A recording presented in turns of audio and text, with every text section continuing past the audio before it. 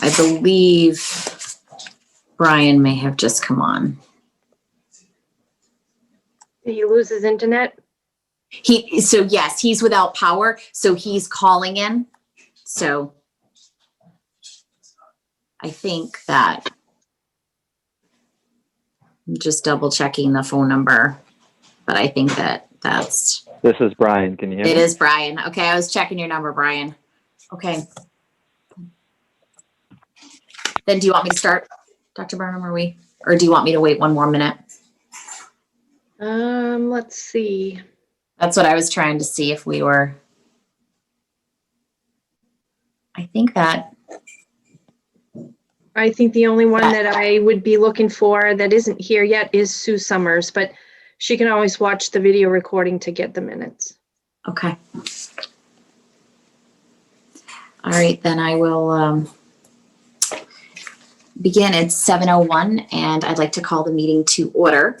One thing I just want to say before we go into our remote script to talk about that is just with connectivity issues. We're going to do our best. We should be okay. I think the storm is past, but if we do have any connectivity issues, we will. We've got a co-host on the meeting as well to help run things, and we'll do our best to get back on as quickly as we can if we do have any issues. So I'll turn it over to Dr. Burnham. As a preliminary matter, this is Dr. Burnham, Superintendent of Schools.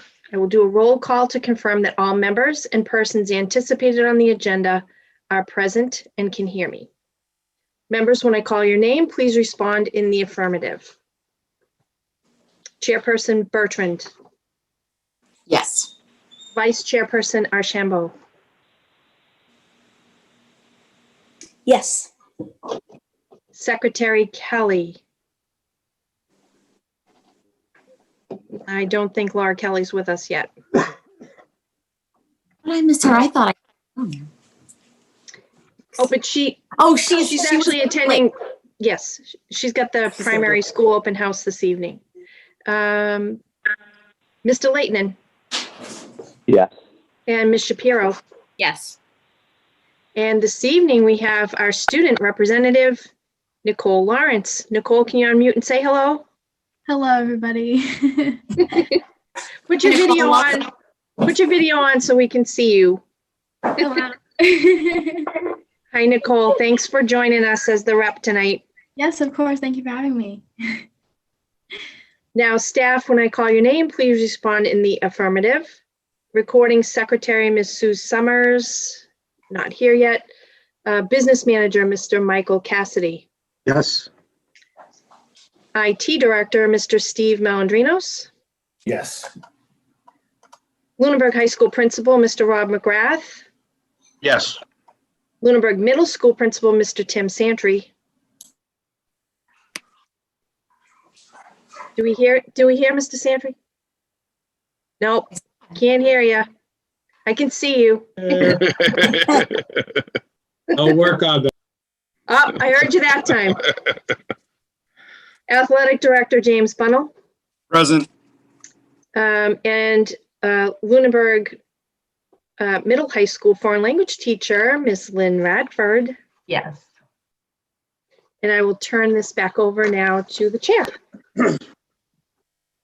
Good evening. In accordance with the requirements of the open meeting law, please be advised that this meeting is being recorded and is being broadcast over the Lunenburg Public Access Channel and streaming on Facebook Live. And this meeting of the Lunenburg School Committee is being conducted remotely. The town of Lunenburg, in response to the COVID-19 coronavirus, is currently following the guidelines from the Lunenburg Board of Health, Massachusetts Department of Public Health, and the CDC regarding the virus and steps communities can take to prevent the spread, and all town facilities are currently closed to the public. In accordance with the governor's order suspending certain provisions of the open meeting law, GL 30A Section 20, all public meetings are being conducted remotely. The order, which you can find posted on the town website on the COVID-19 Information Center page, accessed through the town manager's webpage, allows public bodies to meet entirely remotely, so long as reasonable public access is afforded so that the public can follow along with the deliberations of the meeting. Ensuring public access does not ensure public participation unless such participation is required by law. This meeting will feature public comment. For this meeting, the Lunenburg School Committee is convening by telephone conference, video conference via Zoom app, Facebook Live, as posted on the town's website, identifying how the public may join. Please note this meeting is being recorded and that some attendees are participating by video conference. Accordingly, please be aware that other folks may be able to see you, and take care not to screen share your computer. Anything that you broadcast may be captured by the recording. Meeting business ground rules. We're now turning over to the first item on the agenda, and before we do so, permit me to cover some ground rules for effective and clear conduct of our business and to ensure accurate meeting minutes. I, Wendy Bertrand, the chair, will introduce each speaker on the agenda. After they conclude their remarks, the chair will go down the line of members, inviting each by name to provide any comment, questions, or motions. Please hold until your name is called. Also, please remember to mute your phone or computer when you're not speaking. Please remember to speak clearly and in a way that helps generate accurate meeting minutes. For any response, please wait until the chair yields the floor to you and then state your name before speaking. If members wish to engage in colloquy with other members, please do so through the chair, taking care to identify yourself. And for items with public comment, after members have spoken, the chair will afford public comment as follows. The chair will ask members of the public who wish to speak to identify their names and addresses only, and they will be afforded up to 3 minutes each for any comment. And finally, each vote taken in this meeting will be conducted by roll call vote. So moving on to the first item of our agenda, chair's report. And I do not have a chair's report this evening. So next we move right to public comment on agenda items only. So items that would, anything around any items we have on our agenda this evening. Check.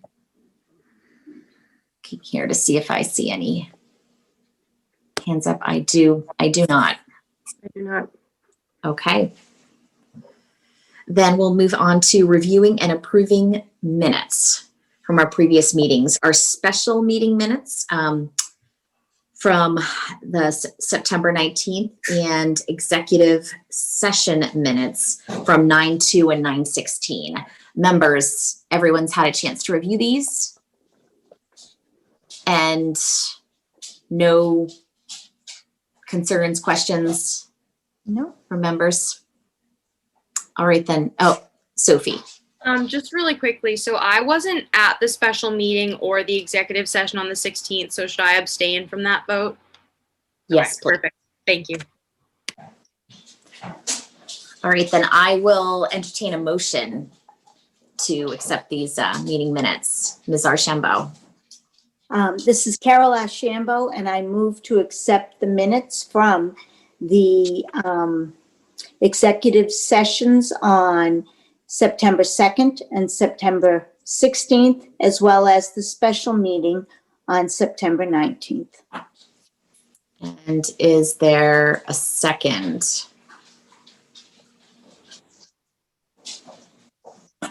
Mr. Leighton, would you second? Oh, Ms. Shapiro. Can I do it? Yes. Okay. Yeah. I'm Sophie Shapiro and I second that motion. We'll call vote then. Okay. Ms. Shapiro, I'm going to abstain.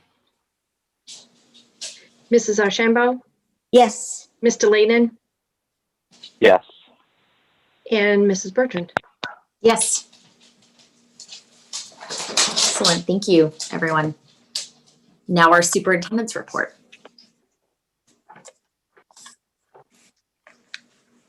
Well, as the agenda was posted on Monday, at that time, we didn't know we would have a student rep with us this evening. So I'd like to turn the floor over for a short period of time to Nicole to see if she has anything that she would like to report on behalf of the students.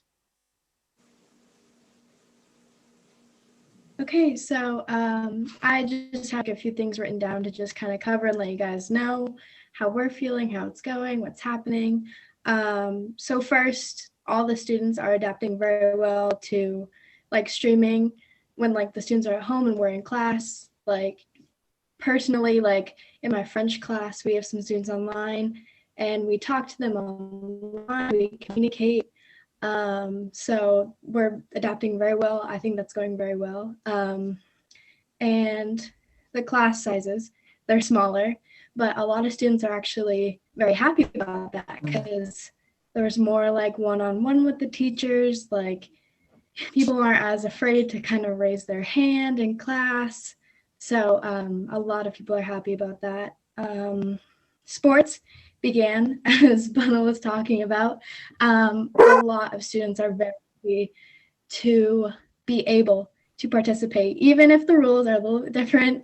Like for field hockey, only 7 people are like allowed in the field, and like soccer, like all the new restrictions. But I know that a lot of people are just happy to be able to get out there and to kind of enjoy their sport. And we are holding Spirit Week from October 19th to 23rd. We talked about that earlier, and we are asking LMS to join us in that.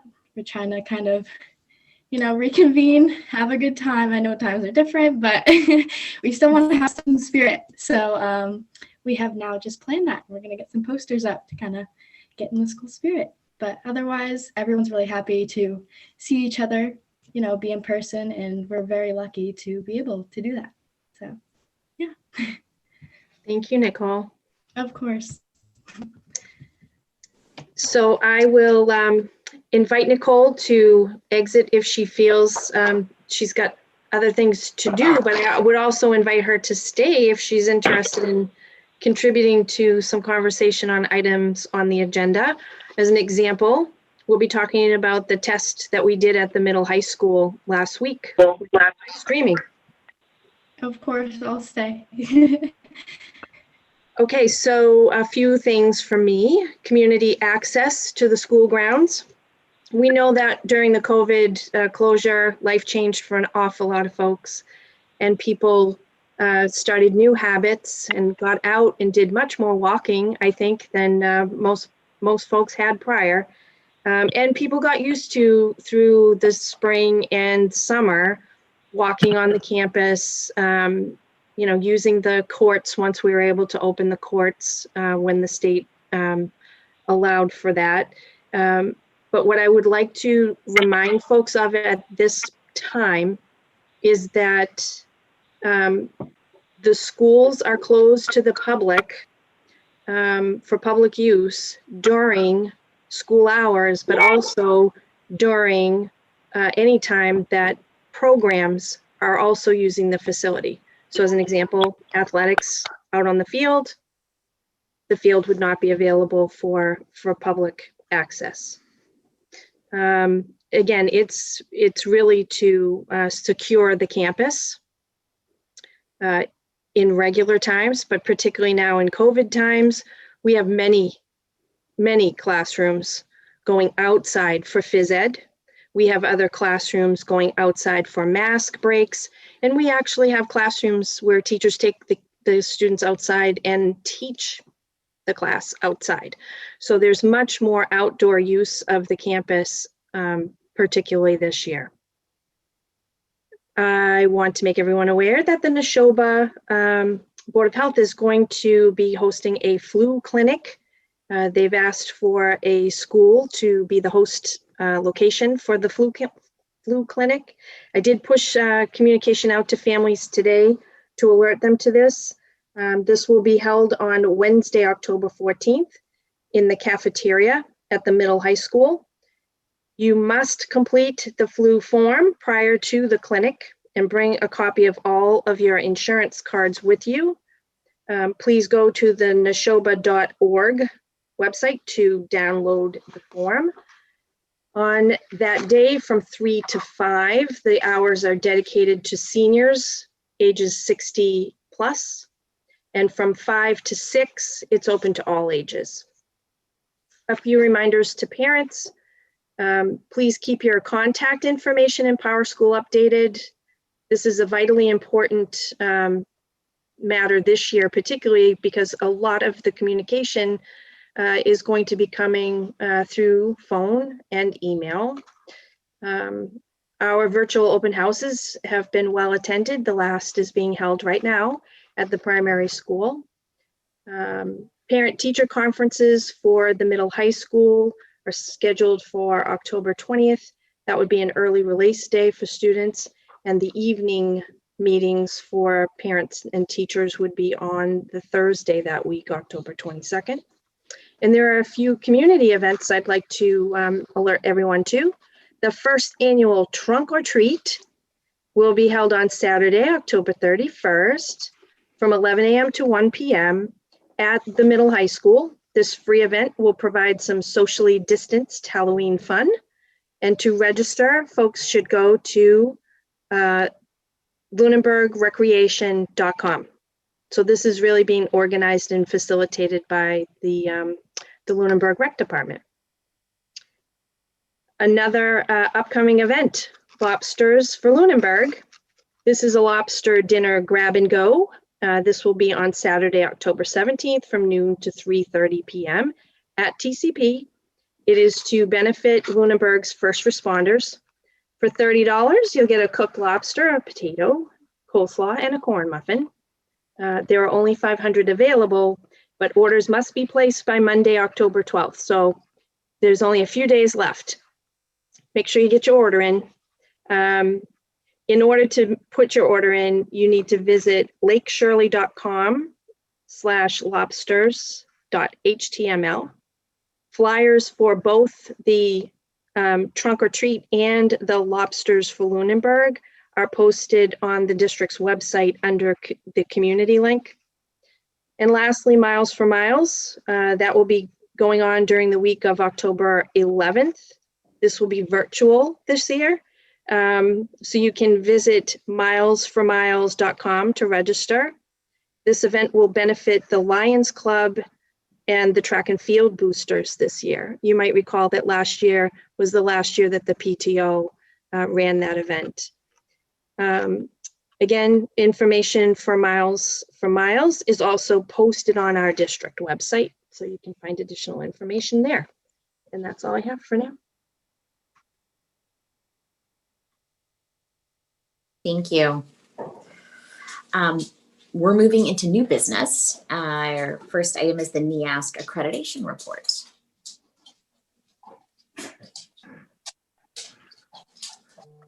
Good evening. Thanks for having us. Lynn, is Dr. Burnham going to share the slide, or are you going to share the slide? She has the ability to screen share. Yep. Okay. Yeah.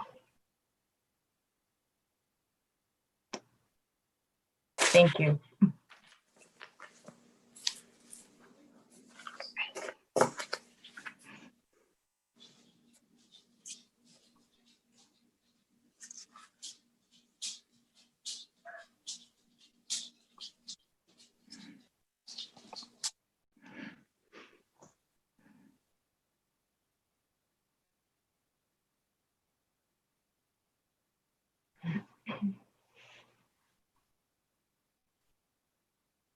Lynn, do you want me to try to pull it up? Yeah. Oh, yes. Yeah, if you can, that would be great. Thanks.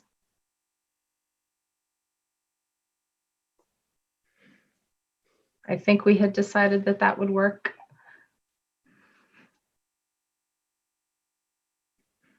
I have it as well, Dr. Burnham. If I'm just looking to locate it right now.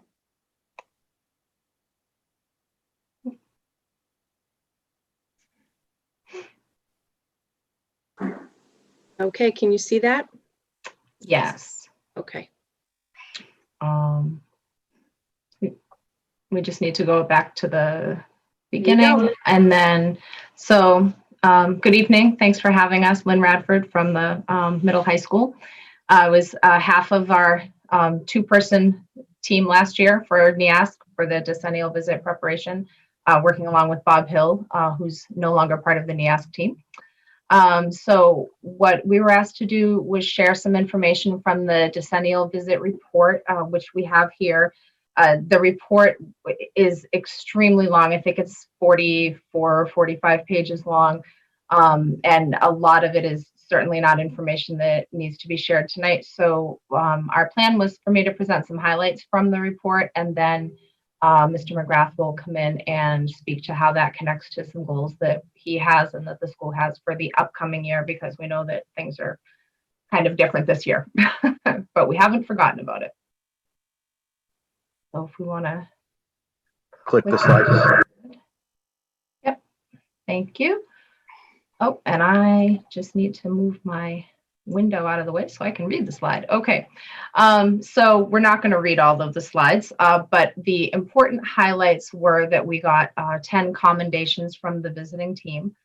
So their feedback is always in the form of commendations of things that they were very impressed with, and recommendations, which are not necessarily areas where we have any problems or struggles, but more because the whole purpose of NEASC and the accreditation process is to provide an opportunity for the schools to improve, because we're always trying to improve in our growth. So we have the 5 areas that are here. We have curriculum, the commendations, lots of commendations about excellent collaboration between staff, keeping curriculum maps and keeping consistent format. A lot of cross-curricular things were mentioned, where we touch certain topics and have teachers from different departments working on those topics. So that was really nice for us to see, because we spend a lot of time, I think, at the high school on that. Professional development, we have our district PD team in place, which was a recommendation from NEASC that we have that. And then lots of opportunities that the visiting team saw when they interviewed staff members and also students for opportunities for student learning, addressing certain things like kids with special needs or kids that have certain interest areas that they'd like to explore. A big area of our report focused on civic engagement and social responsibility, which has a lot to do with the AP government and civics and English curriculum. And I think Mr. McGrath's going to speak to that a little bit later. So I'll skip over that. And commendations on increased electives, opportunities for students, and also they were really impressed with the emergency operation plan that we have for, I believe it's for the middle high school, but they did focus on the high school aspects of that and how the community works with emergency services in town. So that was all really good news. So next we have recommendations. There were more recommendations than there were commendations, but again, that's not really unusual. So some of the things that we are moving forward on are, and not necessarily all this year, because it would be insurmountable to tackle all of these things this year. NEASC would like to see us incorporate our new graduate profile into our written curriculum, and also just continued updates on curriculum maps. We have new courses available every year, and the staff kind of develop the map as they go along teaching the class. So they just want to make sure that we stay current with all of those. They would like us, let's see, what is this? So the PD committee, because of the nature of the committee, has representatives from the entire town. And one of the things that NEASC had recommended was that we have a little bit more representation of high school staff on the committee. So that is in the report. They would like us to continue our peer observation practices that we've had in the past and actually expand upon that, so that teaching staff has more opportunity to get in and see each other teaching, and also to collaborate. I know this year we're working on some more vertical teaming. We have department time back and department heads back. So that all kind of contributes into the overall scope of helping with PD and collegial opportunities.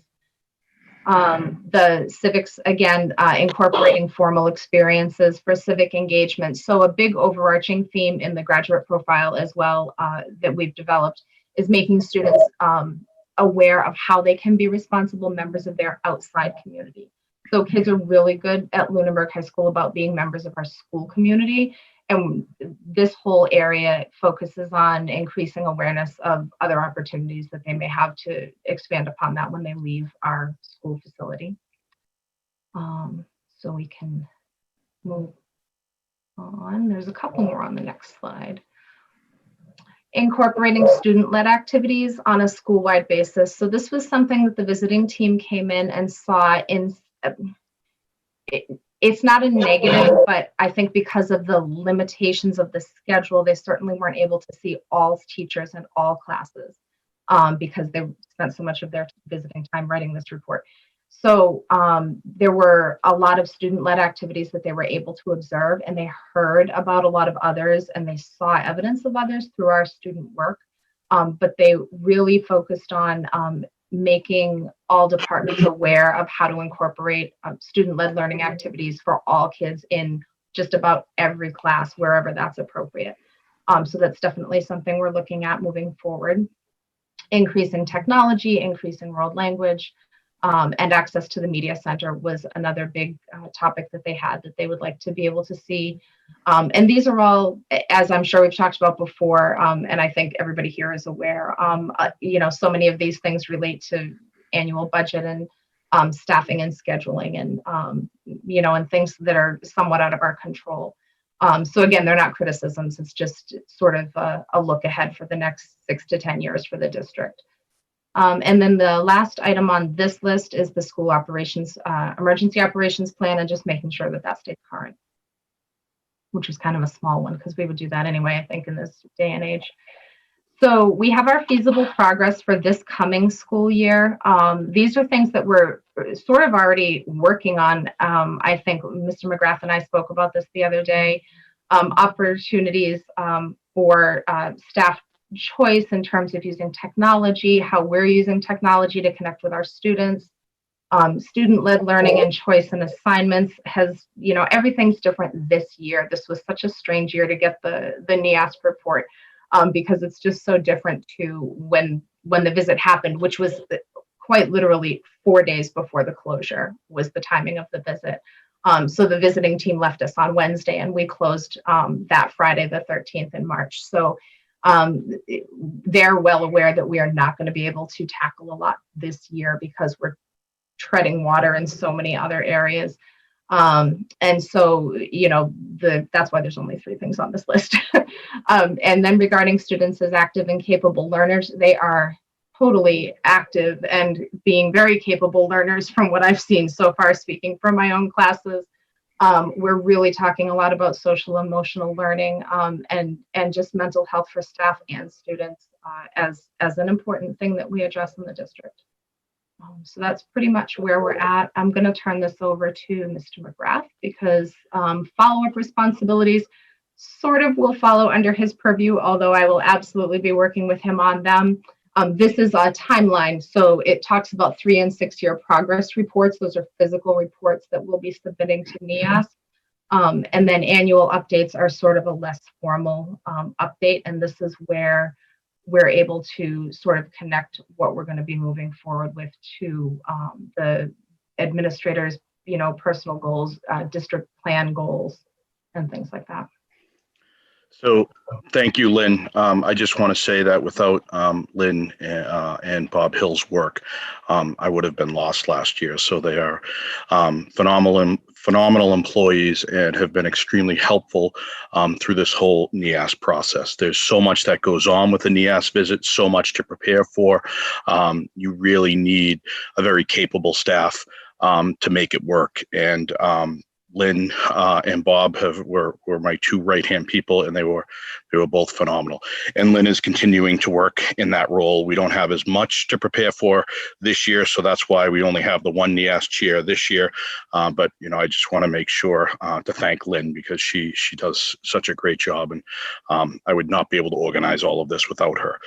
So to tie this kind of into my goals, we certainly want to make sure that all the principals' goals are aligned with superintendent's goals, which are aligned with all the district goals. So a couple of things that I am going to be focusing on in my goals this year that NEASP kind of made a recommendation with are things around student choice, students being able to have a little bit more choice in their learning, as well as expanding some of our foreign language opportunities. Both of those are happening currently.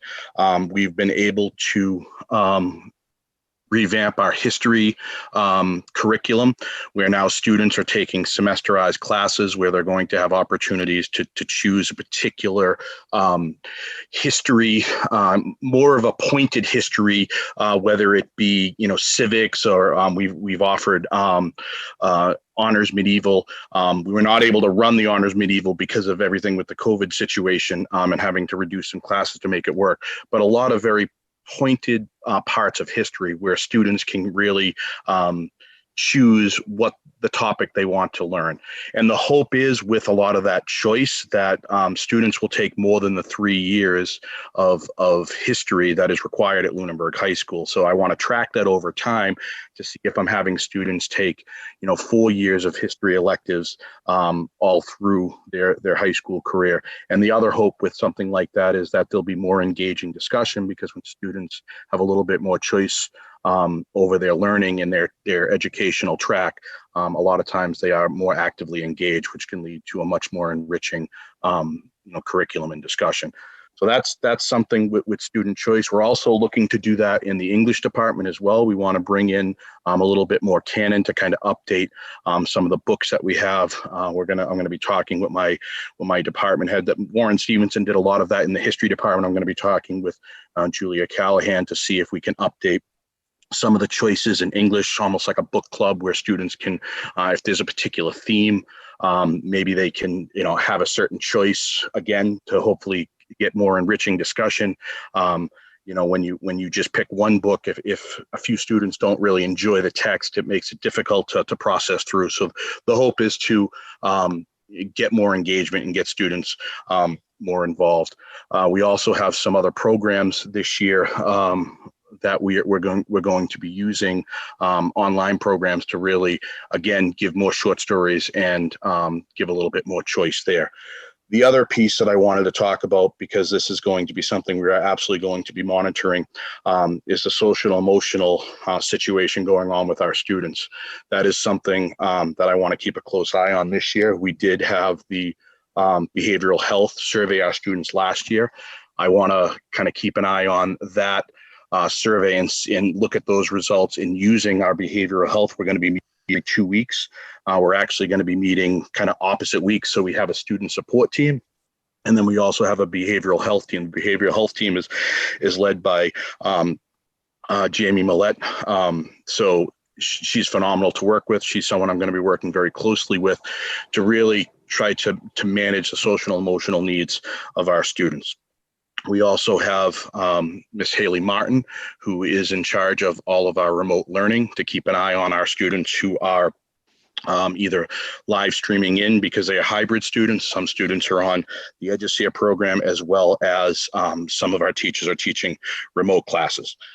So between our behavioral health, between our student support team, between all of our guidance staff, Haley Martin, who is our remote coordinator, and both, the administration, as well as Mrs. Scott, who is in charge of teaching and learning, we're really going to try to monitor the students and try to be as supportive as we can, especially those students who are fully remote.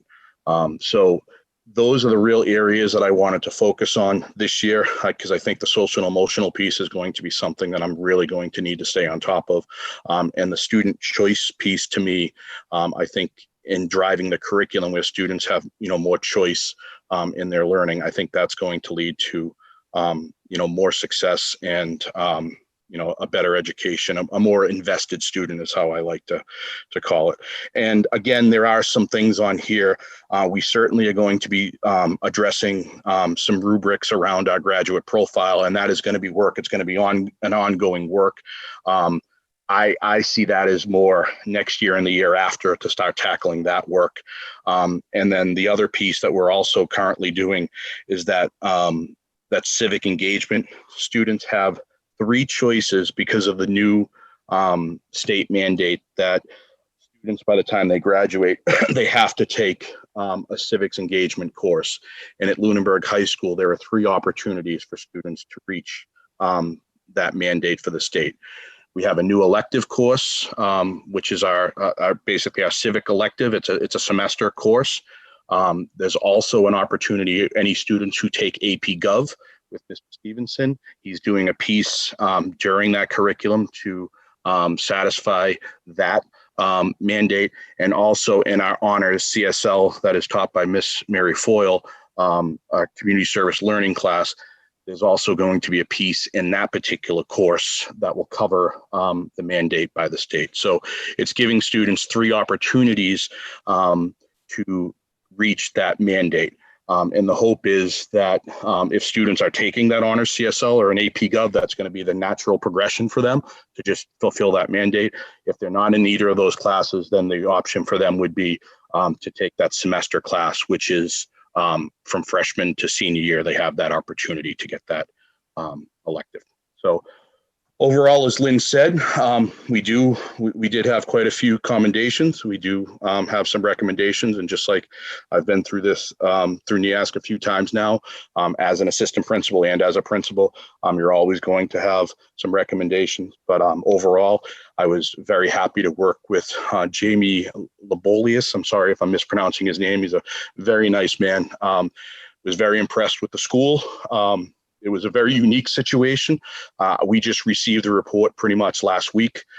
He has been straight out like all administrators, all I believe he's an assistant superintendent or a curriculum person. So he's been straight out. So we were supposed to get the report over the summer, but we just got it last week. So he understood, I understood. We're all, anytime administrators are collaborating right now, we all know we're all straight out because it's just been 2020, as we like to call it. So I'm very happy with the report, and looking forward. There's a lot of work, and I certainly want to tie this all together with my goals, the superintendent's goals, and the district goals moving forward.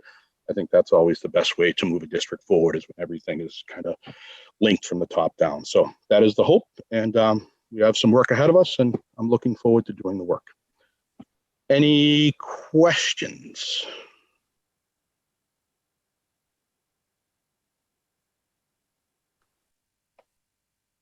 Okay. Well, thank you. I think you can stop sharing, Dr. Burnham. Thank you. Thank you both very much. Yes, Thanks for thank having you. us.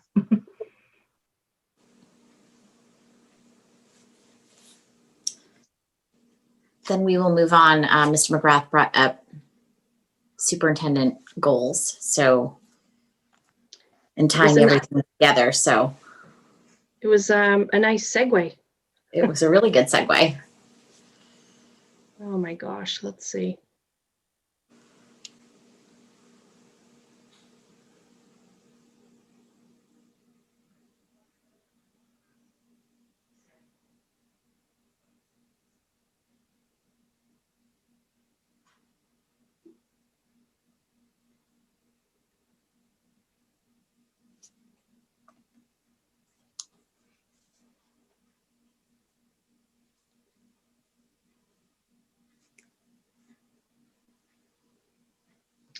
All right, let's see.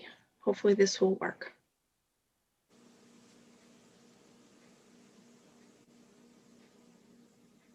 Okay, can you see that?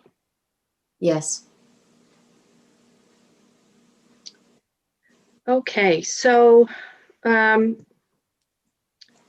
this year I've drafted 4 goals. Last year there were 4 as well.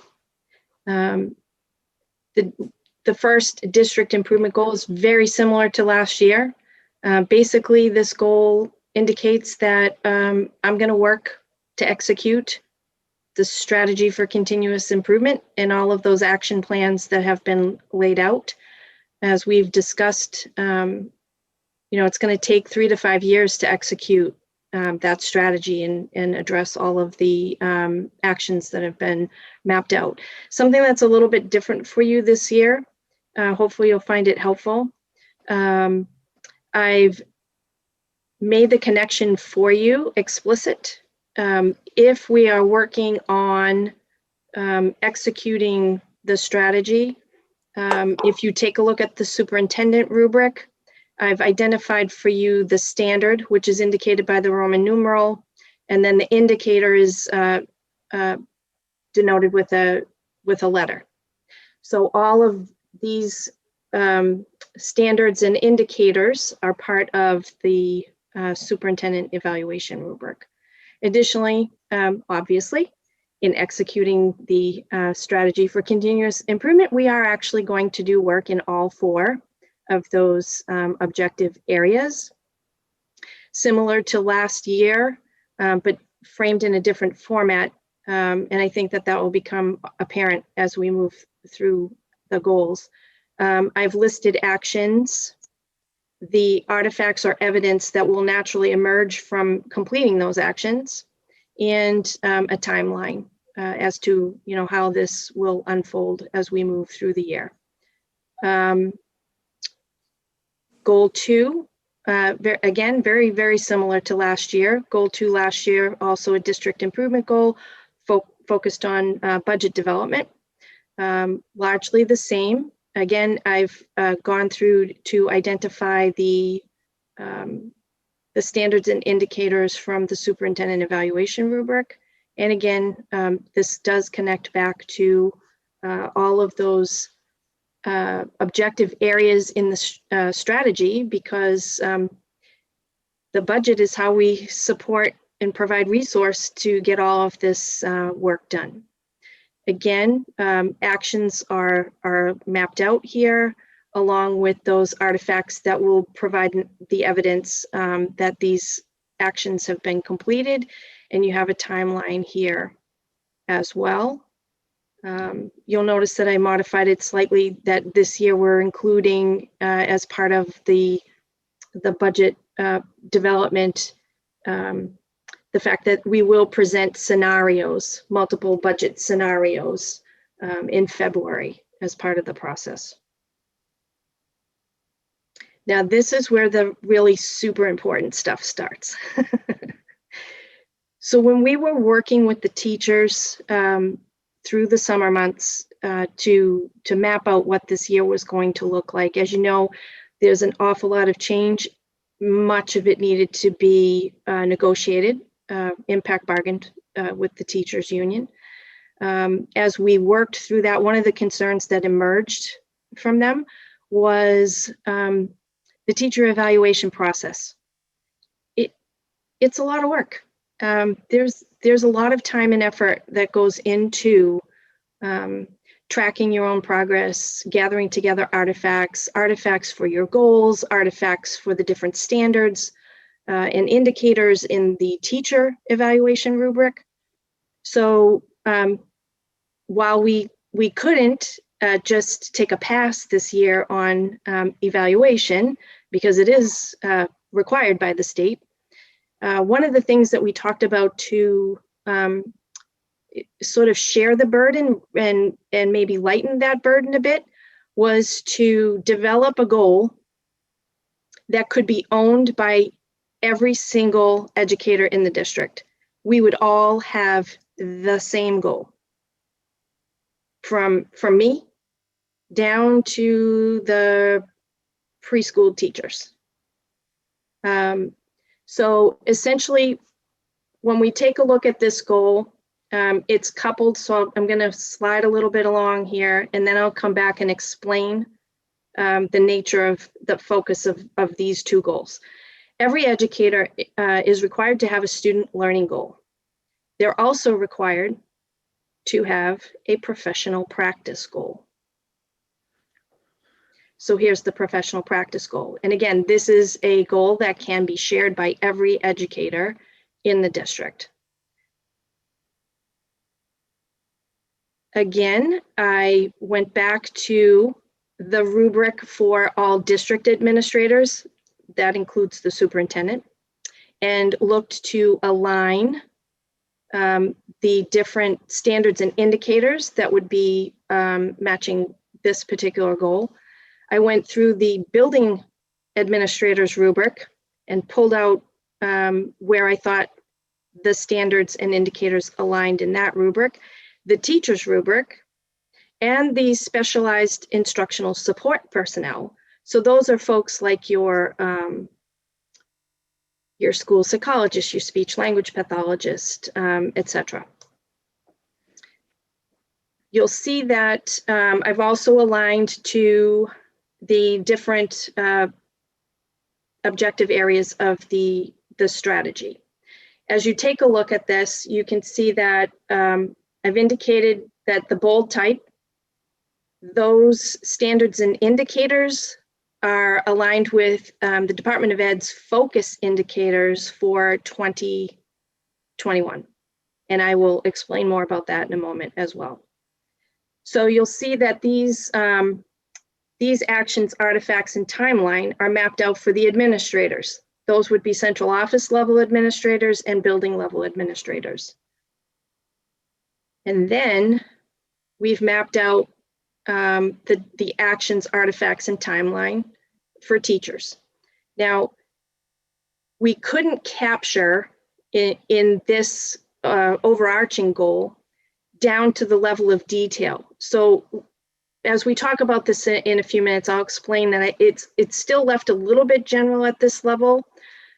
Teachers will be able to work with their evaluators to fine tune some of the detail, and we can talk about that in a minute. And then you've got the professional practice goal. So let me read this professional practice goal.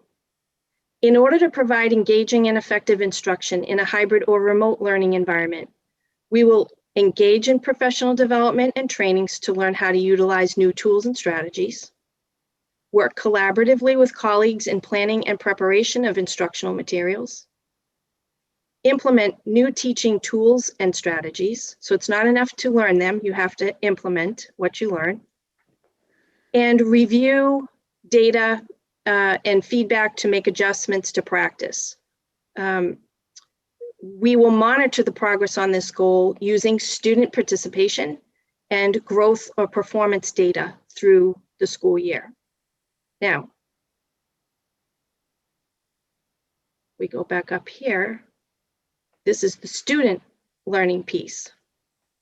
Given that we are uncertain about academic, social, and emotional impact of spring 2020 remote learning on our students, and in order to engage all students in learning, meet their academic, social, and emotional needs, and demonstrate that they are performing on grade level, developmentally appropriately, and making progress in closing any learning gaps, our goal is to utilize instructional and assessment tools.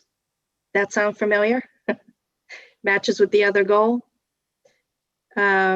Create accessible lessons and services, establish baseline data where needed, use the data to make adjustments to practice, and also use that data to demonstrate appropriate student performance and/or growth, regardless of the learning model, through the 2021 school year.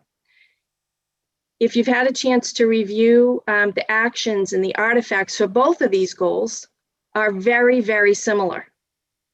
I see these two goals as the sides of one coin.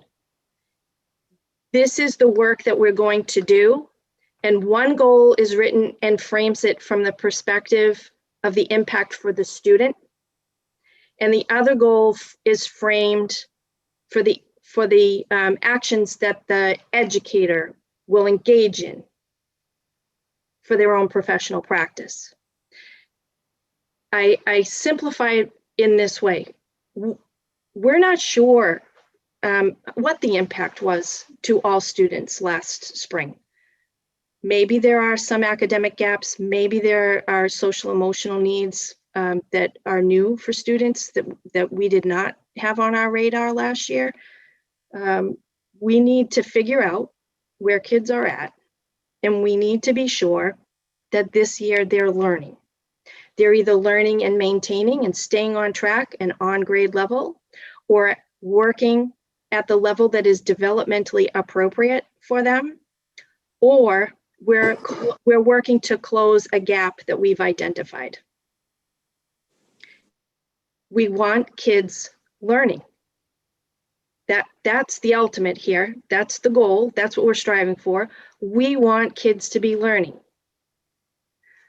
Well, in order for kids to learn, teachers need to teach well. They need to learn new tools. They're working in a new platform. this virtual world split with a physical classroom. They need to learn the new tools. They need to collaborate with each other. They need to apply the tools. Some of the tools are curriculum-based. Some of them are assessment tools. They use those assessment tools to determine, are the kids learning?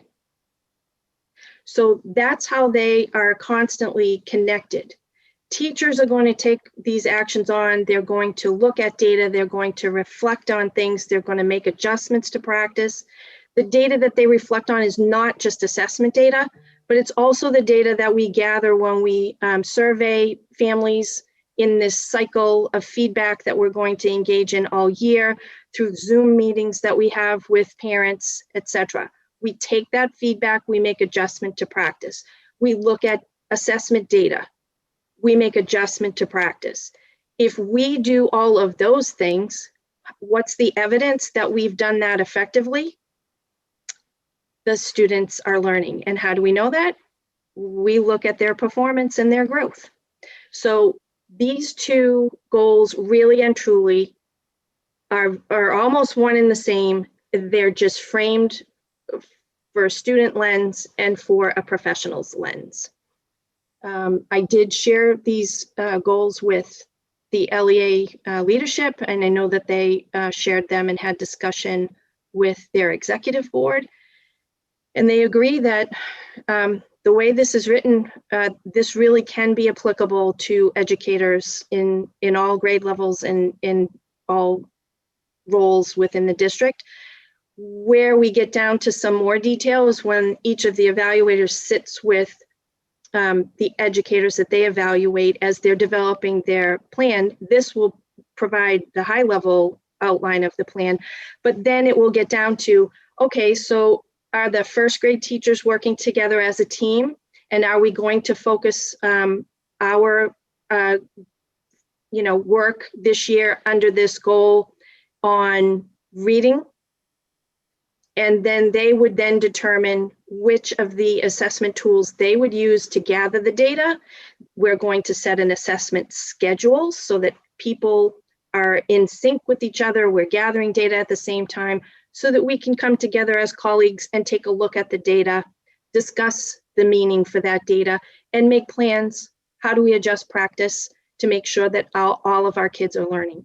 Are there scaffolds that need to be put in place? Is it tier 2 supports? Is it tier 3 supports? Do I need to strengthen my whole class instruction because I have too many kids that are not performing where I would like them to be? So this year very much is going to be focused on what was the impact to the kids for that closure period? What do we need to get them back on track if they are off track? What supports do they need to access the curriculum? Are they learning at the level that they should be learning at? If they're not, what do we need to do to close that gap? Alrighty, so let me, for a moment, stop screen sharing this one. And let me see if I can find another document to share with you.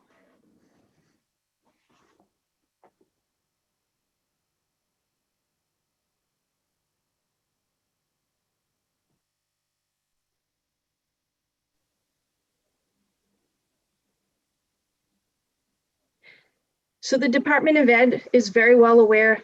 They have the same questions. What was the impact to students during last spring? And what should be the focus for this year? Because they recognize that we're all juggling an awful lot to try to find our way through teaching in this new world that we're in. So a team at the Department of Ed spent some time thinking about what should educator evaluation look like this year. And that group did some work, and they have actually identified what they're calling focus indicators. So they have taken a look at the rubrics, and this particular document that I'm sharing with you here is for leaders. So all all folks that would be in an administrative role, whether that's at the district level or at the building level. These are the standards and indicators that the department feels should be the focus indicators for all administrators this year. They further outline, their thinking around this, the guiding principles, for example, and these things are not new.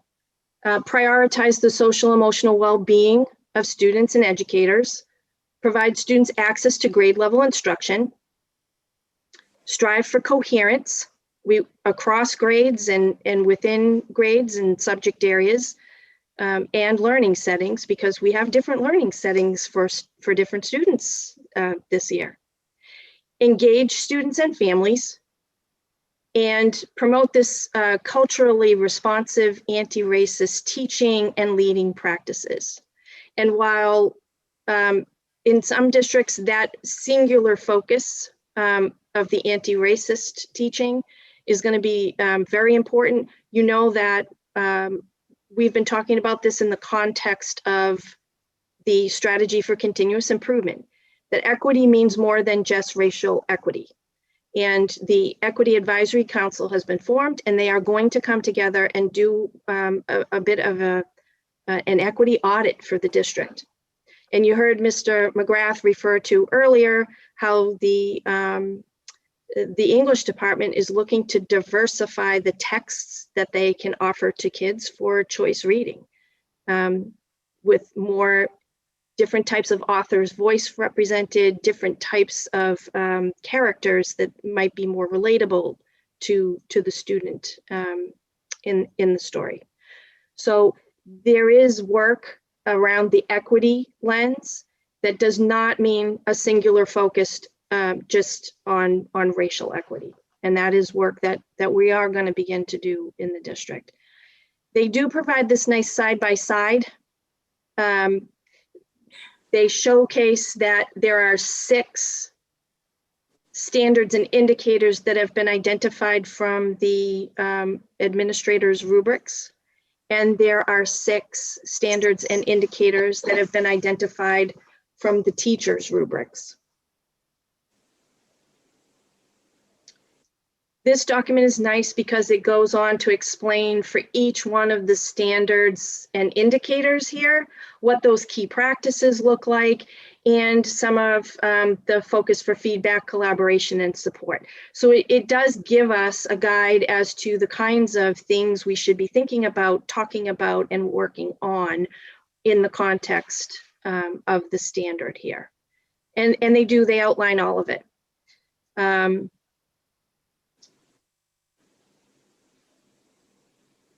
They also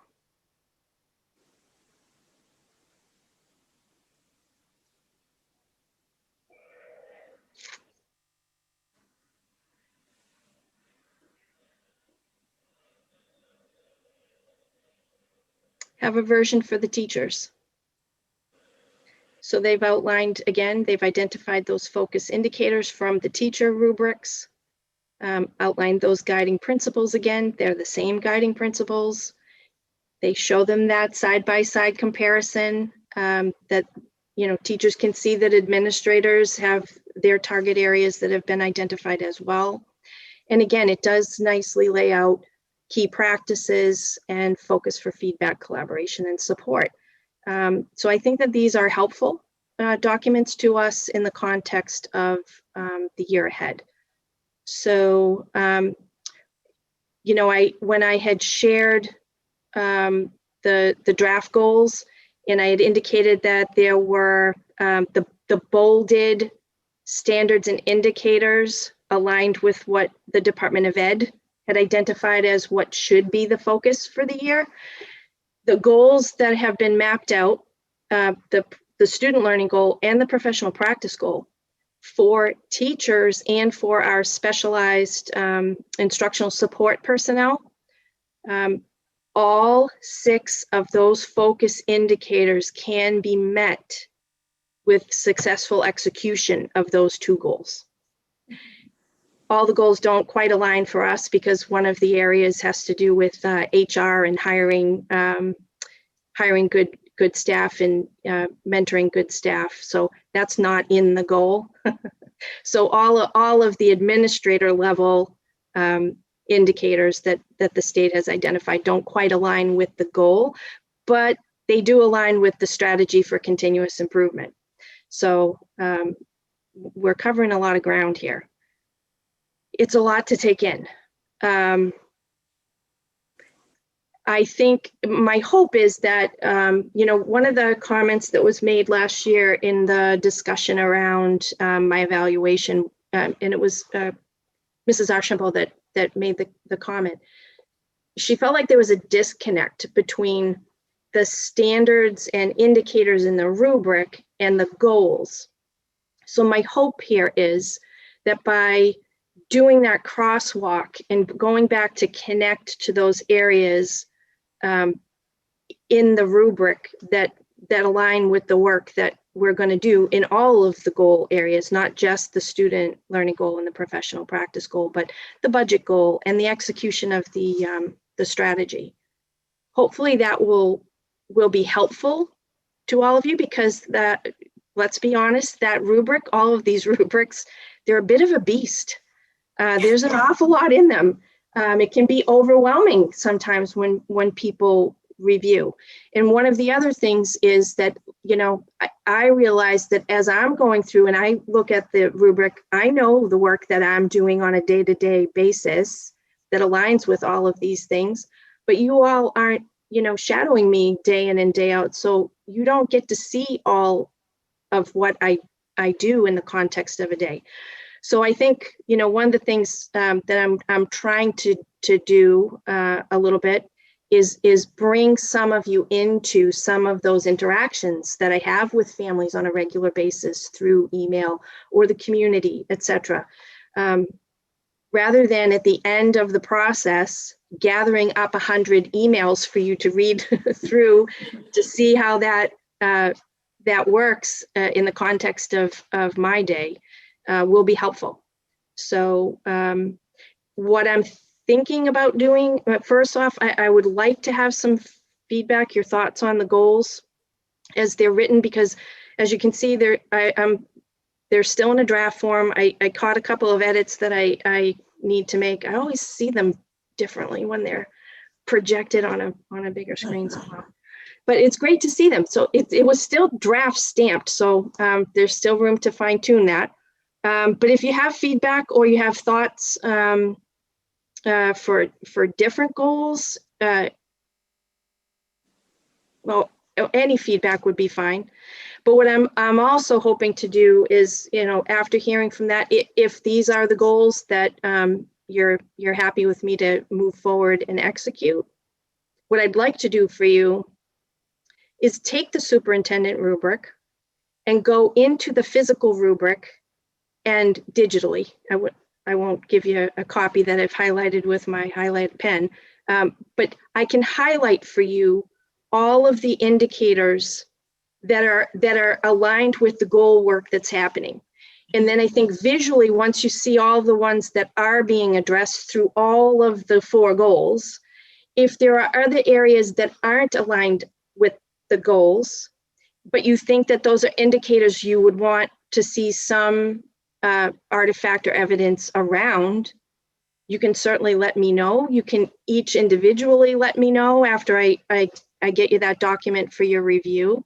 And then I can bring back to the next meeting a list of any additional indicators that you've put on the table for consideration, and we can have a conversation about which of those we might want to add. Again, that would be separate from the goal work. That's just the work I do in the context of day to day, and I would be gathering evidence that I actually am doing that work in the context of day to day. Does that make sense? This is overwhelming, I can imagine.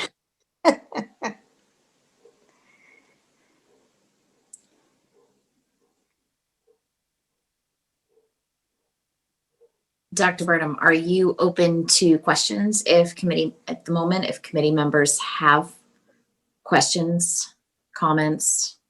Absolutely. Anyone? I know I do, but I definitely will hold back if anybody. Carol? Yeah, I know I'm scrolling one way and I'm seeing Ms. Archambault. Yes. Am I muted? No. Okay. That was a very complete presentation, and I have just a couple of thoughts very quickly.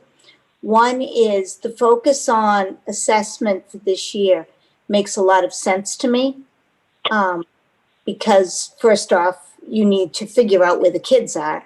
But beyond that, where you do have a teaching and learning department this year, that assessment piece is going to be facilitated much easier because of the extra hands on deck, and that it's something that needs to be done. And this is, this time is strange and weird, but you have to take advantage where you can. And I think that's wonderful to put that into place this year.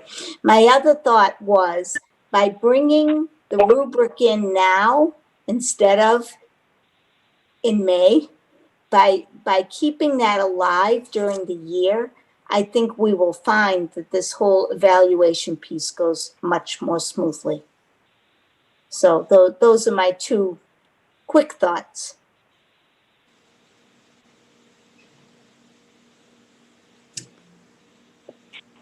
I will jump in. A quick question regarding the professional practice goal. Sure. Monitoring the progress, which obviously is the summation of the goal. It's how success will be measured. What is student in your mind at the moment? I know it's in draft. What does student participation look like? Because in the end, it's data is fantastic, but that live connection of students telling you how they're progressing in the year, what this year has been like, and the learning. How do you envision that? So I think certainly student having a voice throughout this process is, as we have said, in the feedback cycle every 3 to 4 weeks. I think at the middle high school level, I think it's very appropriate for students to have an opportunity to provide feedback there. So that's one level of participation. But what I was thinking of in more concrete terms as a measurement, we've put into place these positions, these stipended positions, the family engagement coordinators, right? We're going to be making a concerted effort to make sure that kids are engaging, like logging on. They are present. But above and beyond that, when students are engaged and they're interactive in their learning, you're going to see an increased performance level in many cases because they're invested. Are our teachers, are we as administrators getting the right kinds of tools and the right kinds of training in the hands of teachers so that they can use strategies that successfully engage students in their learning? Teachers will tell you, sometimes it feels like it's a lot of effort to get kids to engage. And then other teachers, they're trying new tools and they're so excited because the kids are really being drawn in and they are seeing a difference.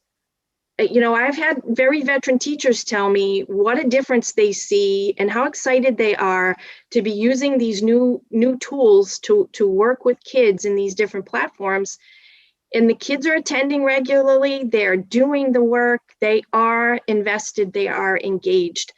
But I think, one of the metrics that we can certainly look at is, to what extent are we successful in ensuring that the kids can access the learning as a very fundamental level. How many kids are actually getting into class, whether that's physically coming into class or digitally coming into class? And I think that, again, I don't want to get too much in detail here because I think at the primary school level, how they look at that might be very different than how they look to measure that kind of engagement at the high school level. So I wanted to be able to leave some level of flexibility at that building level between an educator and their evaluator, to fine tune what are the metrics that we're going to look at. How are we going to measure engagement? What does that look like for kindergarten? What does that look like for the 8th grade? It might look very different, and how they look to measure it might be very different. But that's the next level of conversation. So these goals are mapped out in a way that it's applicable to all, but they need to work with their evaluator to fine tune what are the details. What does this look like for you? What kinds of assessments are you going to use? So as an example, the science teachers at the high school, they aren't using Lexia as an assessment to get themselves some data. That totally doesn't apply. Teachers who teach English at the high school, maybe they're going to use writing rubrics. They're going to assess the kids in the fall. They're going to see what their skill level is against that rubric in the fall. The kids are going to continue writing assignments through the year, and you're going to continue to assess their writing with that rubric and continue to give them feedback. But just like with a writing portfolio, right, you would expect to see progress for each student throughout the year against the skill set identified. Art teachers can come up with a skill set. What's the skill set that the art teacher is looking for students to walk out the door with when they complete the ceramics course? I don't have that list, but I can assure you that if you were to have a conversation with the art teacher, she's going to be able to tell you what her objectives are. What skills does she want the kids to hone before they walk out the door and complete her course? So those conversations need to continue at the content level amongst colleagues. How do they want? My advice to everyone in the district: work together. Use this as a team goal. Yeah, it's been mapped out, but even within that, all 5th grade teachers should get together and have a conversation about what does this look like for us in the 5th grade? What metrics are we going to look to use to demonstrate the progress that kids are making through the year? How do we know that our interventions are working? How do we know that kids are on target?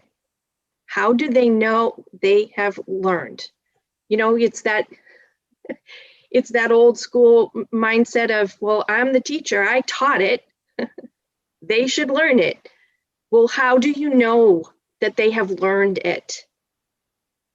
How do you know? How do you know that they're learning? These are the conversations that need to happen all across the district if teachers are going to jump on to this and work with this goal.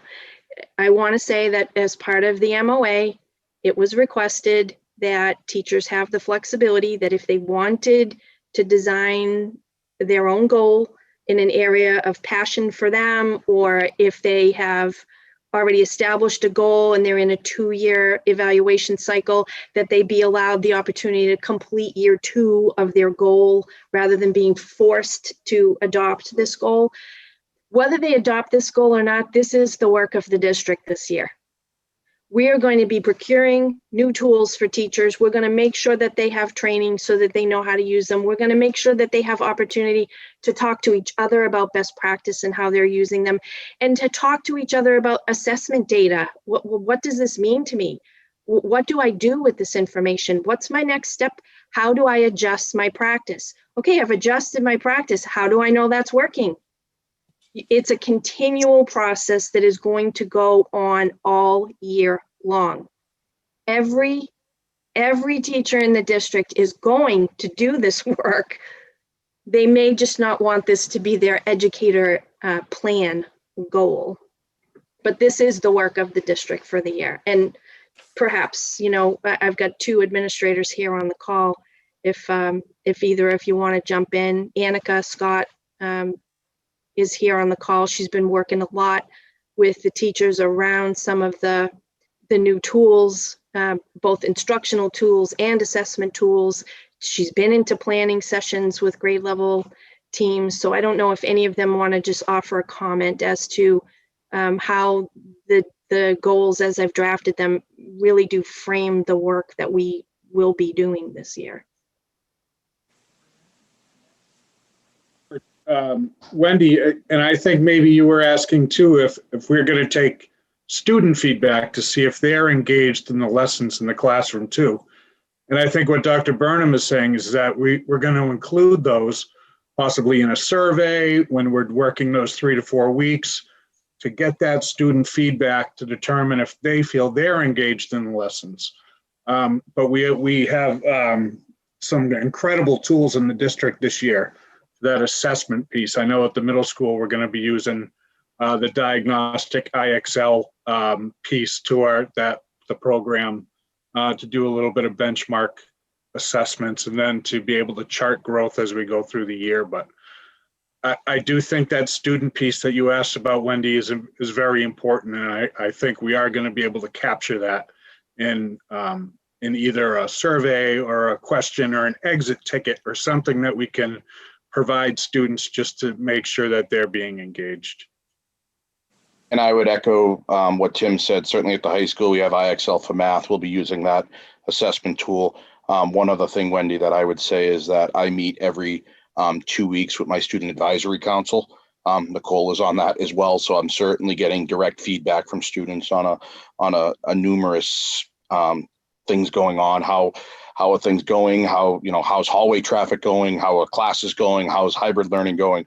So certainly trying to get the voice of the student heard, and that's something I do every 2 weeks when I'm meeting with the Student Advisory Council. But I also agree with Tim, there's going to be a lot of surveys happening just in the classroom through the Google Classroom with students and, formative assessment and things of that nature.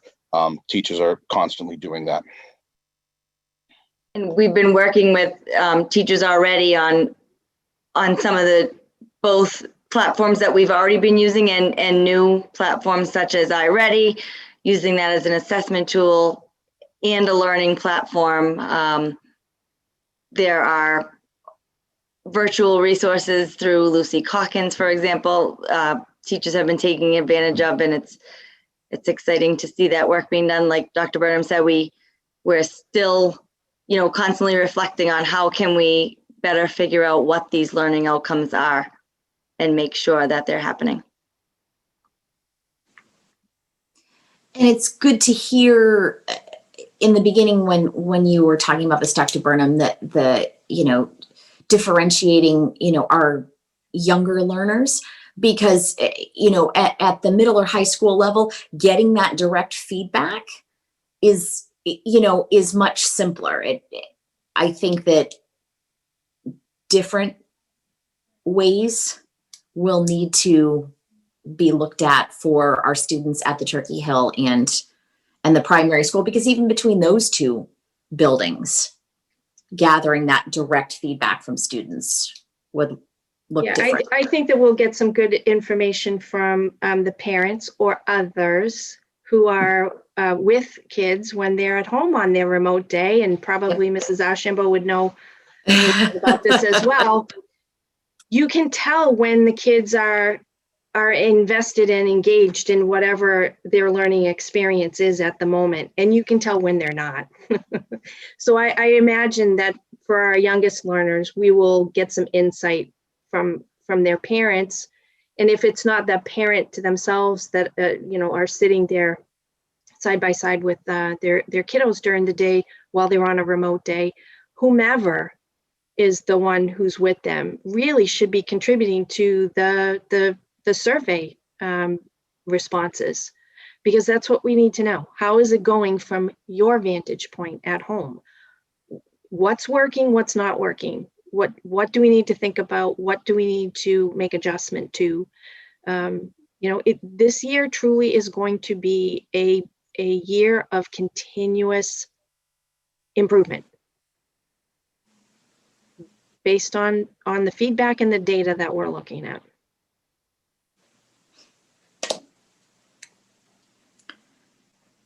Any other questions from the committee?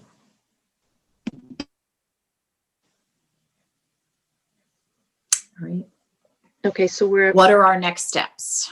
so if you're on board with the goals, then that's great. I will make those few edits that I needed to make, and I'll take the draft watermark off and I'll post those, and I will share with the teachers union that these goals have the support of the school committee, and we will start to work with teachers and groups of teachers to see how they would like to engage with this outline for their work for the year.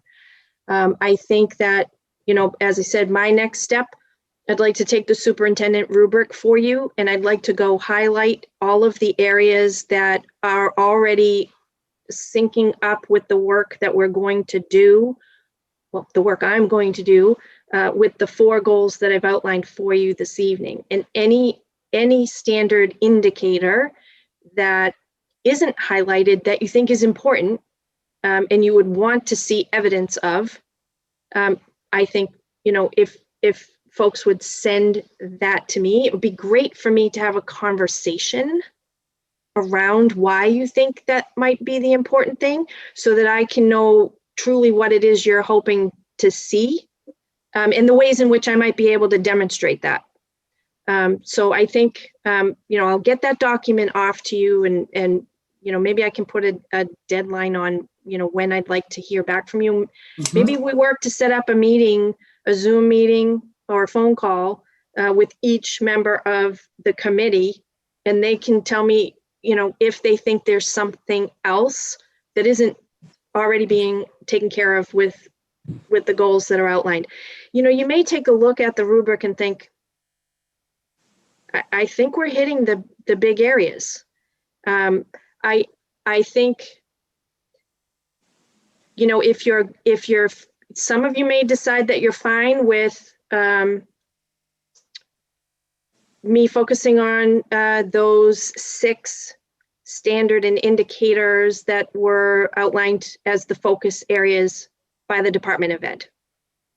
And some of you may want to see other things. So I guess that will be, an individual perspective on things, but I really would like to have the conversation so I can get some insight as to what it is that you're hoping to see. Does that make sense? It does. I think that individual conversation would be great. So then next step, do you want to put that all together, send that out, and then a deadline for that feedback? Yep. And setting up. Okay. And like I said, some of you may feel like so much of the rubric's already being addressed, and the other areas that aren't specifically being, strictly aligned back to the work of the goals. Some of you may say, I have nothing else that I would want you to be focused on. I think that those are the things you should be focused on, and let's take care of that. So some of you may just get back to me and say, I'm satisfied with what you've mapped out. I have nothing else to add. And some of you may have something else to add. And naturally, I would only then need to set up one-on-ones with the folks who have something else to add. And then I can bring that back. Anything that was brought to me, I can bring back to the next meeting. Okay. Sounds good. Okay. Thank you all. Thank you. Next item on our agenda is IT infrastructure priorities. So I'll have Mr. Malandrinos go over a few things. Thank you very much. Thank you for having me this evening. Thanks for the opportunity to present. I'm going to share my screen here. Can everyone see that? Yes.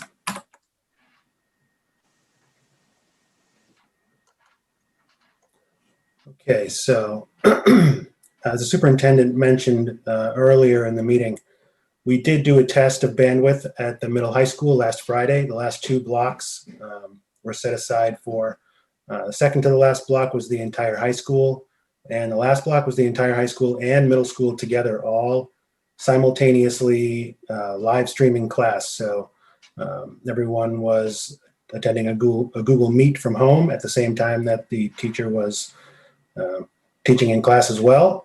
And the intent of the test was to really hit our bandwidth as hard as we could and see if we could survive actual live streaming of all classes all day. And the school performed very well. The bandwidth was more than adequate. We never jumped above 50 or 60%, and that was just for a minute or so while everyone was logging in. We normalized at around 25 to 30% utilization during the test. So I'm very comfortable saying that right now we don't need to upgrade bandwidth at the middle high school. I did include some cost in this presentation for upgrading that connection if it becomes necessary down the road. I don't anticipate it anytime soon, but the numbers are in there for your consideration, and I'll point them out as we get there. So the main difference between all on-site learning and hybrid remote learning is video conferencing. That's the big hit to the bandwidth. It is a more upload bandwidth focused activity. It actually, when students are in the building with the teacher, content is being pulled in through the internet connection, as opposed to when students are outside the building. Video conferencing is actually pushing lots of data out of the building as well. That's our upload bandwidth that we're using in that case. So primarily I'm going to discuss the primary school and elementary school because those are the two accounts that really need to be addressed at this time. There have been not a whole lot of complaints, but we have had some teachers talking about video freezing, and Google Meets have not been performing as well at those schools, and there have been much fewer teachers using them simultaneously as well. So if we ever decided to ramp up that type of scenario at those two buildings, we would definitely need to upgrade those connections. So first off, I spoke with the town manager. We were able to actually get a couple of new firewall routers, one for each of those two schools, using CARES Act funds. So no funds from my budget or the district budget were used to upgrade those two pieces of equipment. They were necessary to upgrade our bandwidth at all. So that'll be done in the next month or so. Upgrades to the internet connections themselves will have to come from operating budget, as those are service contracts. They're monthly fees, so they can't, CARES Act funds could not be used for those. So currently at the primary school in Turkey Hill, we have a cable modem connection. It's very similar to the connection people have in their homes. It's actually not even very big compared to the connections people have in their homes these days. It's been serving us adequately up until this point. We haven't had complaints or issues at either school. But moving in, and you can see I included the high school here as well. The high school has a much larger connection. Obviously costs much more. Fiber is quite a bit more expensive than copper. What I'm proposing, there are a couple of different options to upgrade both of those schools. To continue with copper, there are some reasonably cost-effective upgrades. They don't address the upload capacity to all that great of a degree, which is what is really going to start being hammered if we move to a full remote or lots of live streaming from lots of different classes at the same time. Copper's big limitation is upload. Even if we move up to 300 megabits, which is a fairly fast connection download-wise, we can only get 30 megabits upload. The highest upload rate we can get over copper is 35 megabits, and I didn't even include that because we have to go up to 600 megabits download. It's just overkill, and the increase in upload is marginal. So you can see the cost there is about 3 times what we're paying now, but still fairly low as far as these costs will go. If we were to move to fiber at the primary school in Turkey Hill, you can see the cost does go up significantly, but we can get our upload bandwidth up to an adequate level to support video conferencing at all classes in those buildings. The 300 megabit number I sort of arrived at because the cost difference between 200 megabits and 300 megabits for each connection is only a couple of $100s annually.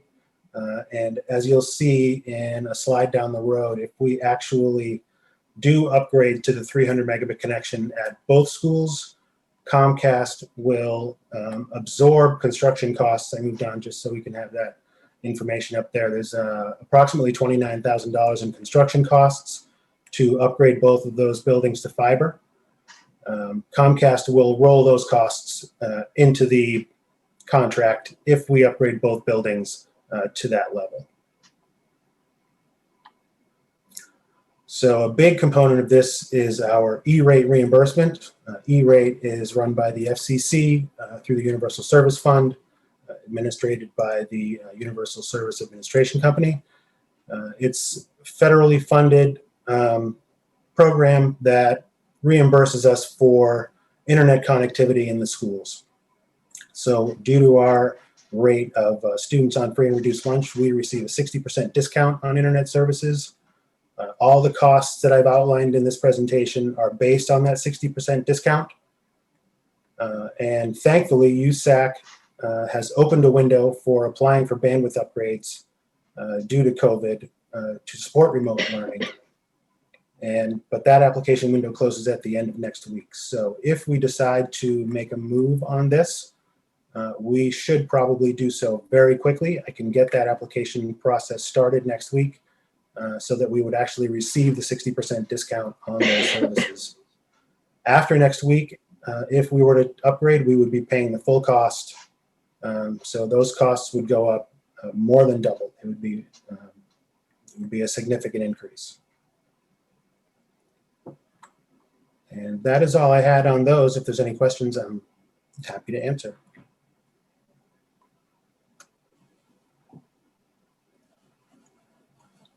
Committee members, questions? So I'll ask one clarifying question. Sure. These upgrades, if we looked I at, just lost audio. I guess my question first for Dr. Burnham is, what is your I recommendation? apologize, everyone. I can't hear at the moment. Technical difficulties. I think that the unfortunate thing is the challenge for us, Apologize. the thing that's holding us back a little bit right now is that upload speed. That's given us a lot of technical difficulties. We were experiencing them before the kindergarten and the preschool arrived back on the campus. Mhm. And where we were already experiencing it before another, grade level worth of kiddos returned to the campus. I think we may not have. I think we may not have much of a choice, because the upgrade that we can make with the existing coax service, we're not going to see that significant an impact from what we currently have for service.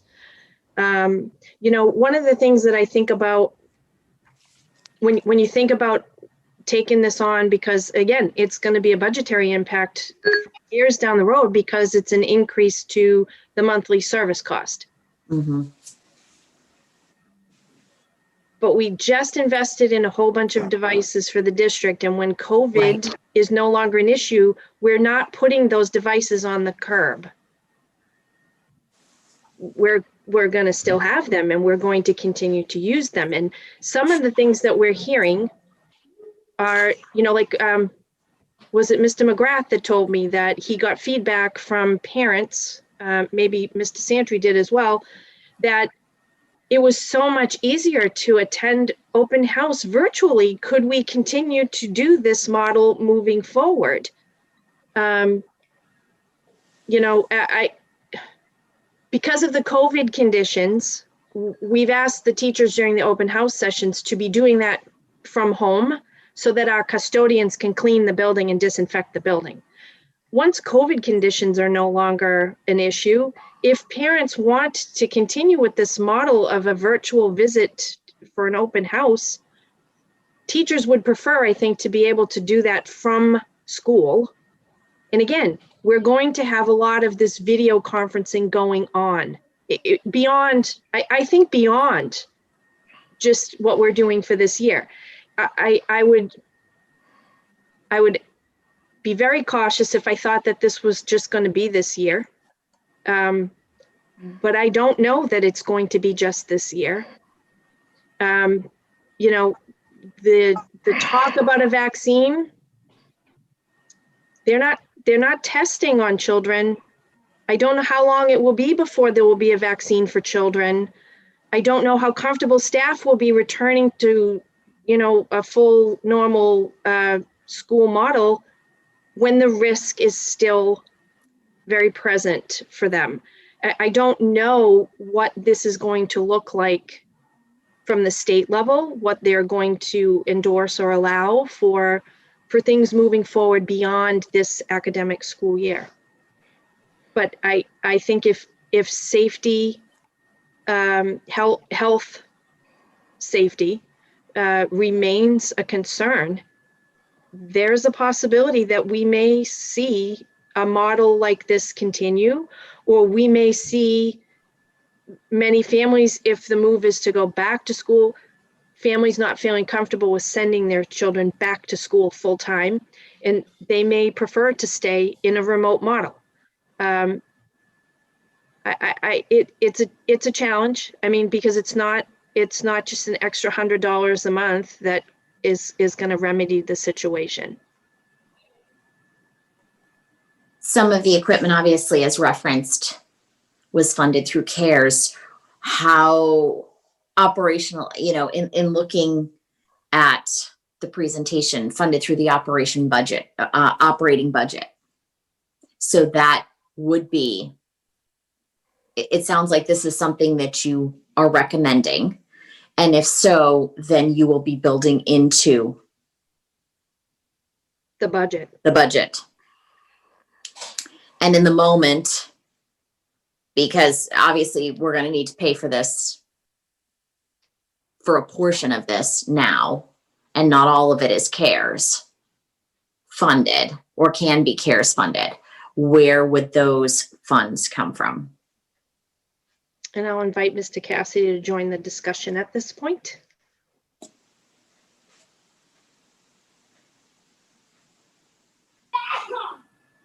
Hey, everyone. We can look at our budget and absorb some of those operating expenses for the coverage. You know, we still have to apply through the E-rate program and get approved. So I know that deadline is looming. Right. You know, I would recommend that at least get that application in, advise the administration to move forward on that. We may or may not get funded for it if it's, but just get our hat in the ring for potential funding, and then we'll move forward on the project, make a decision at that point.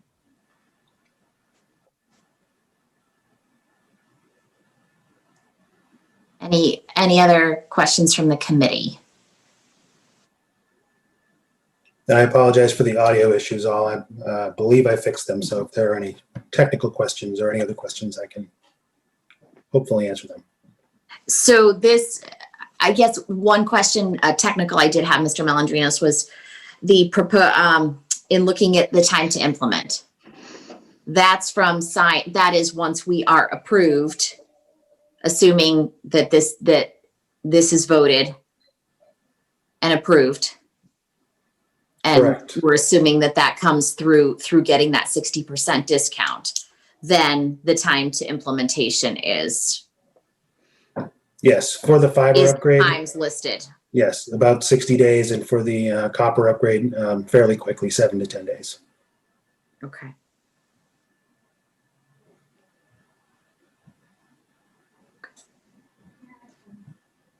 All right, then I would assume you're looking for us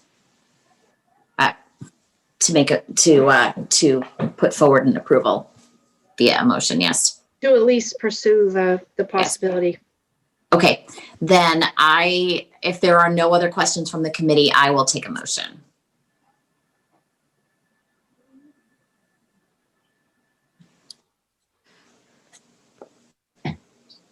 I can't see if Brian has his hand raised, but there you go, Ms. Archambault. This is Carol Ashambo, and I would make a motion that we should have the administration apply for the E-rate monies and begin the process of looking into this. Is This is there? Brian Layton, and I second. All right. Roll call vote. Ms. Shapiro, Yes. Mrs. Kelly, Yes. Mr. Leighton, Yes. Mrs. Archambault, Yes. and Mrs. Bertrand. Yes. Thank you all. Thank you, everyone. Thank you. Thank you.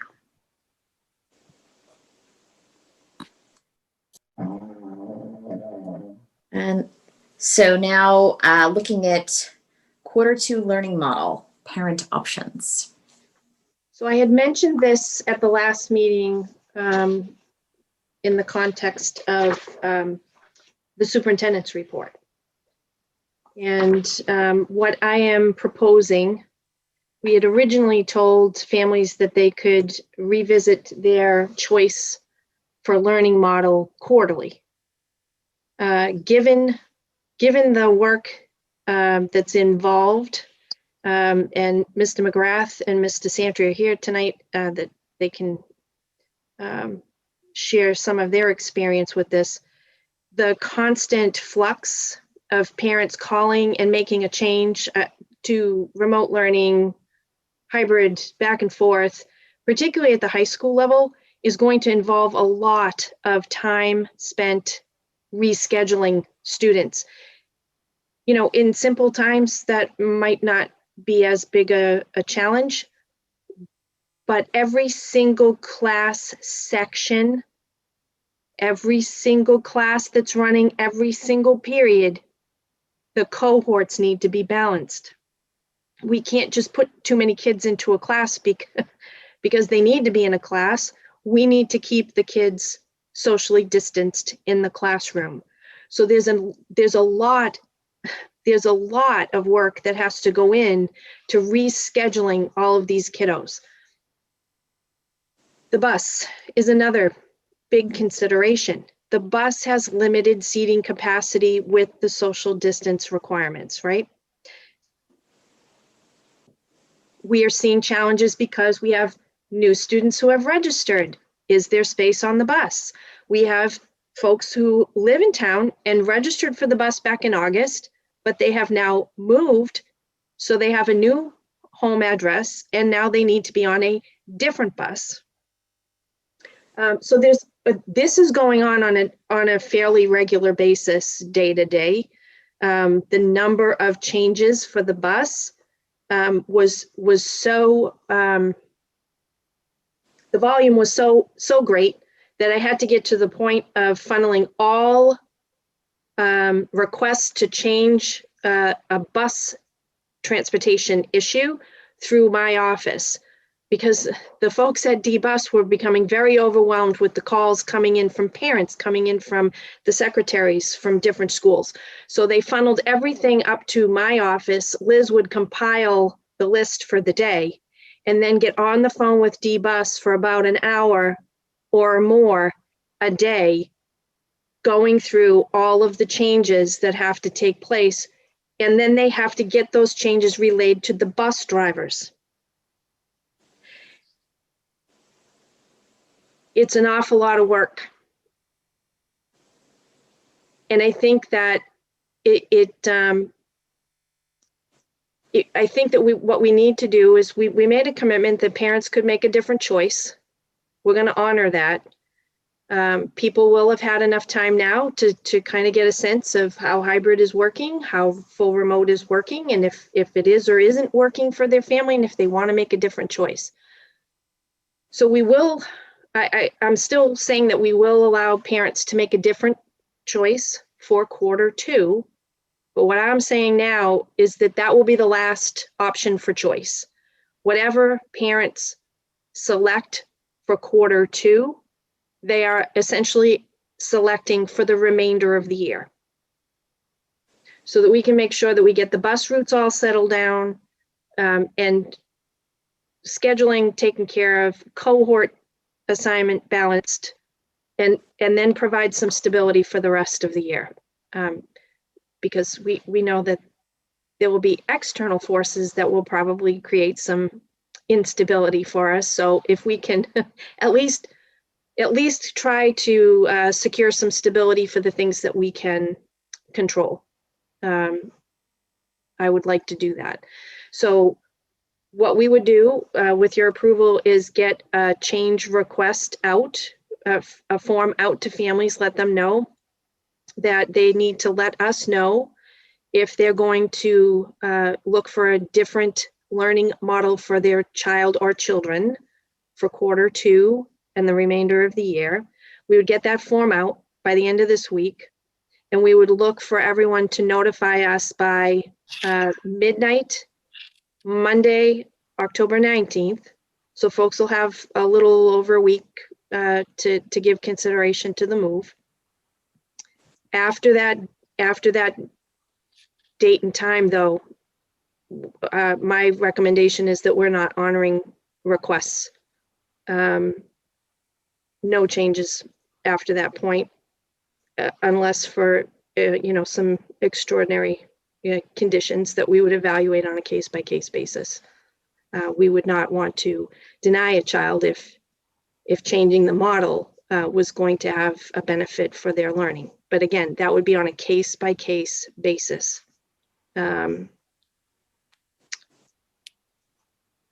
So again, this would still give parents a choice. They can opt for something different. But I'd like to have that deadline in place because it still gives us time to get that information to D-Bus. They may have to, based on changes in ridership, reconfigure bus routes. They need time to be able to reconfigure the bus routes. At the high school, Mr. McGrath and his entire guidance department is potentially going to have a number of students to have to reschedule and balance those cohorts.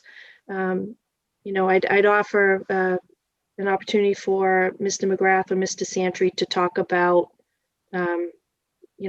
your thoughts on the experience that that we went through with all the shifts in late August and that continued into early September, right up until we opened for students. So it's to kind of echo what Dr. Burnham is saying, depending on the student and how many classes they are scheduled for, there could be upwards to 7 different checkpoints for each individual student if there are 7 classes, and depending on if they're semesterized classes, it could be even more, up to 10 checkpoints, because then you have to look into second semester for those semesterized classes to make sure that they all fit. And that's for each individual student. I have about 108 students right now who are remote. I have no idea how many of those 108 would want to come back. A lot of my cohorts are close to the 13 number that we can distance. So it would be hard for me without data to give you an idea of where I would be at for having to redistribute.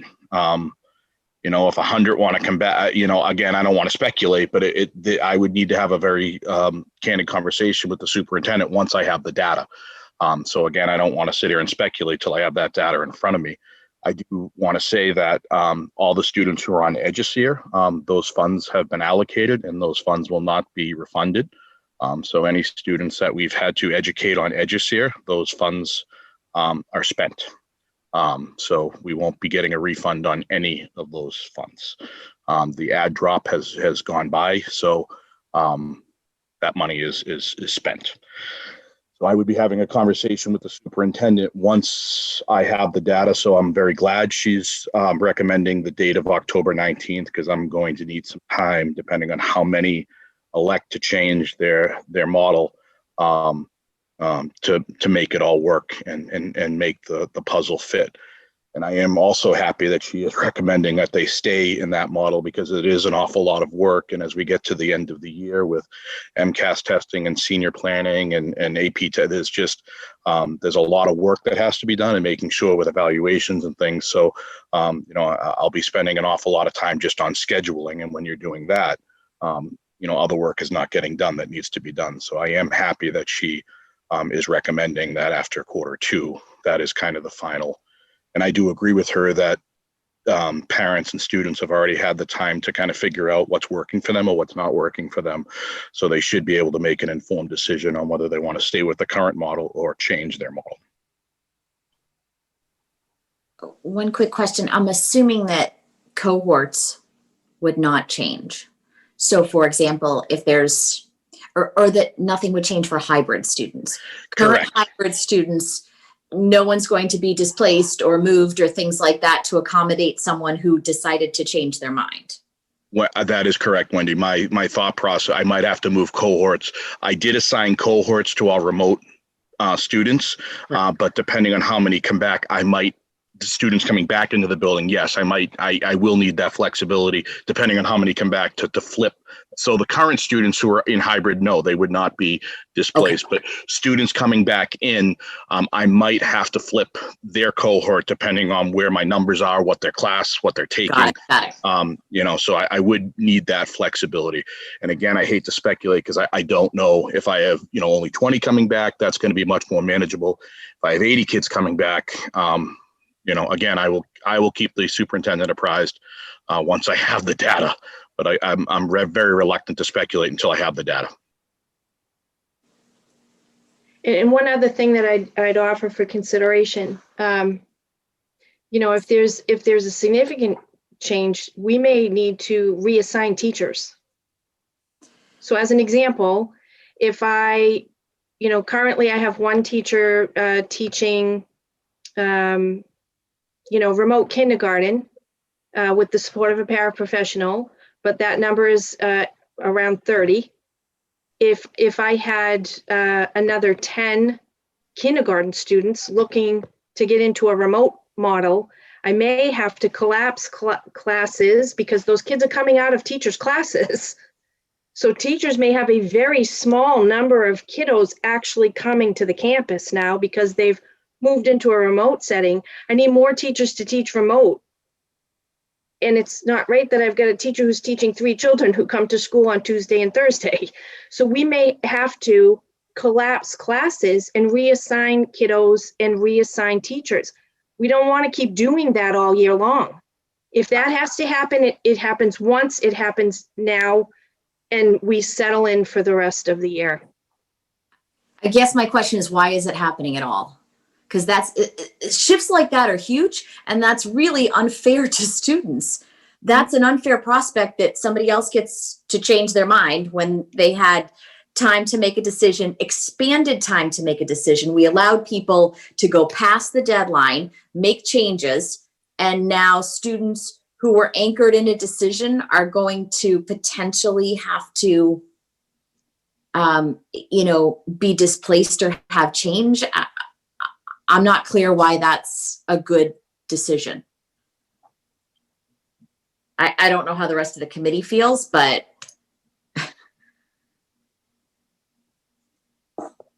anyone? Carol, Ms. Archambault? Well, I agree that disrupting like that's very disruptive to kids, and that's an issue. But people were told that by the end of the first quarter, they would have the ability to make a change.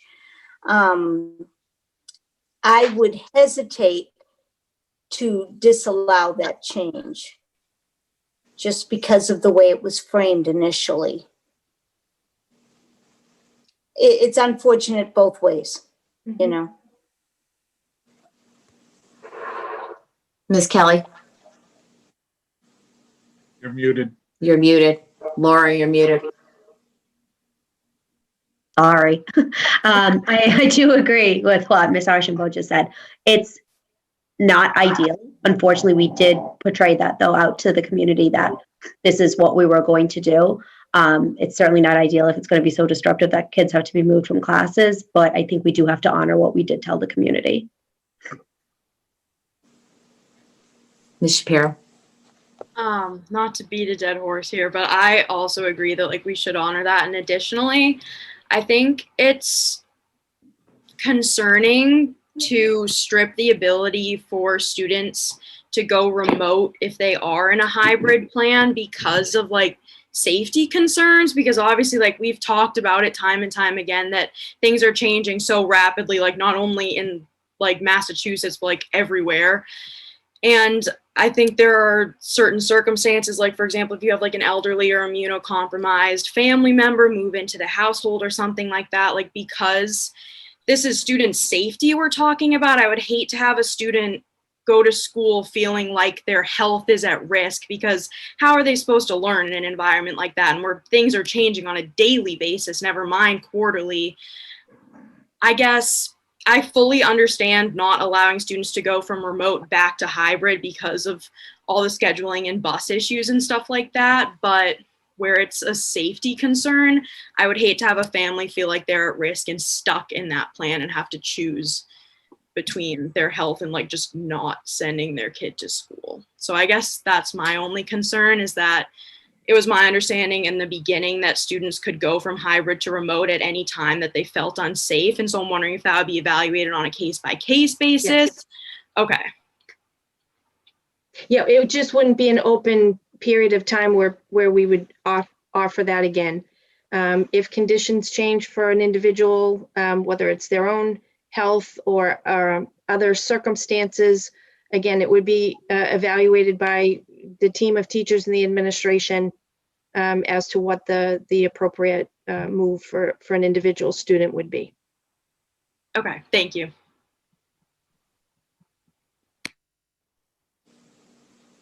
Anything else, Mr. Leighton? Yes. Hi, yes, this is Brian Leighton. I would agree with what others have said. My initial thought would be that we're going to be in this situation for a while, and that the rest of the school year, it's going to be probably pretty similar to how it is right now. So I think it should settle down with people wanting to switch from either hybrid or remote, and I wouldn't want to force someone into the second quarter into something that they might feel uncomfortable and then not have that ability to change. I know we can look at case by case, but I feel like that should be more of in between terms. If there's unique circumstances, that we could look at case by case, but that we should still honor each term, letting them decide. But I think it really will quiet down as the second and third term come around, that everybody's kind of realized this is what it's going to be now. They know what it is, and there shouldn't be a lot more changes going on. All right. Then does anyone else, any other questions or comments? If not, then I will entertain a motion.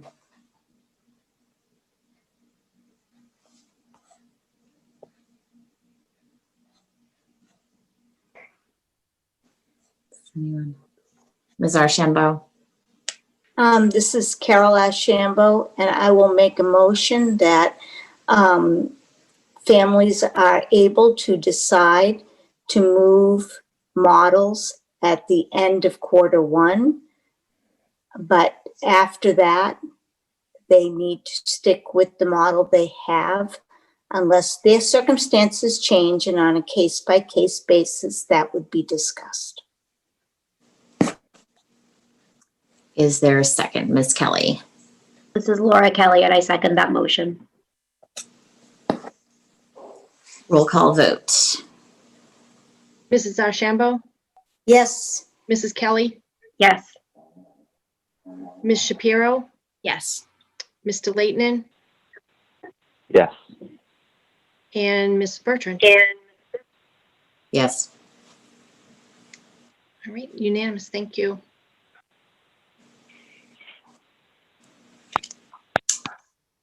Thank you. On to old business, fall athletic update. I'd invite Mr. Bunnell to join us now for the conversation.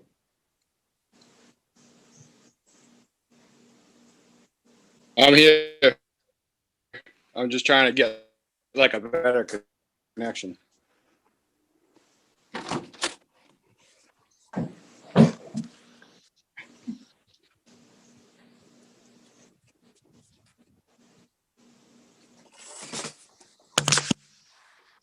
Well, hello everybody again. Can you hear me?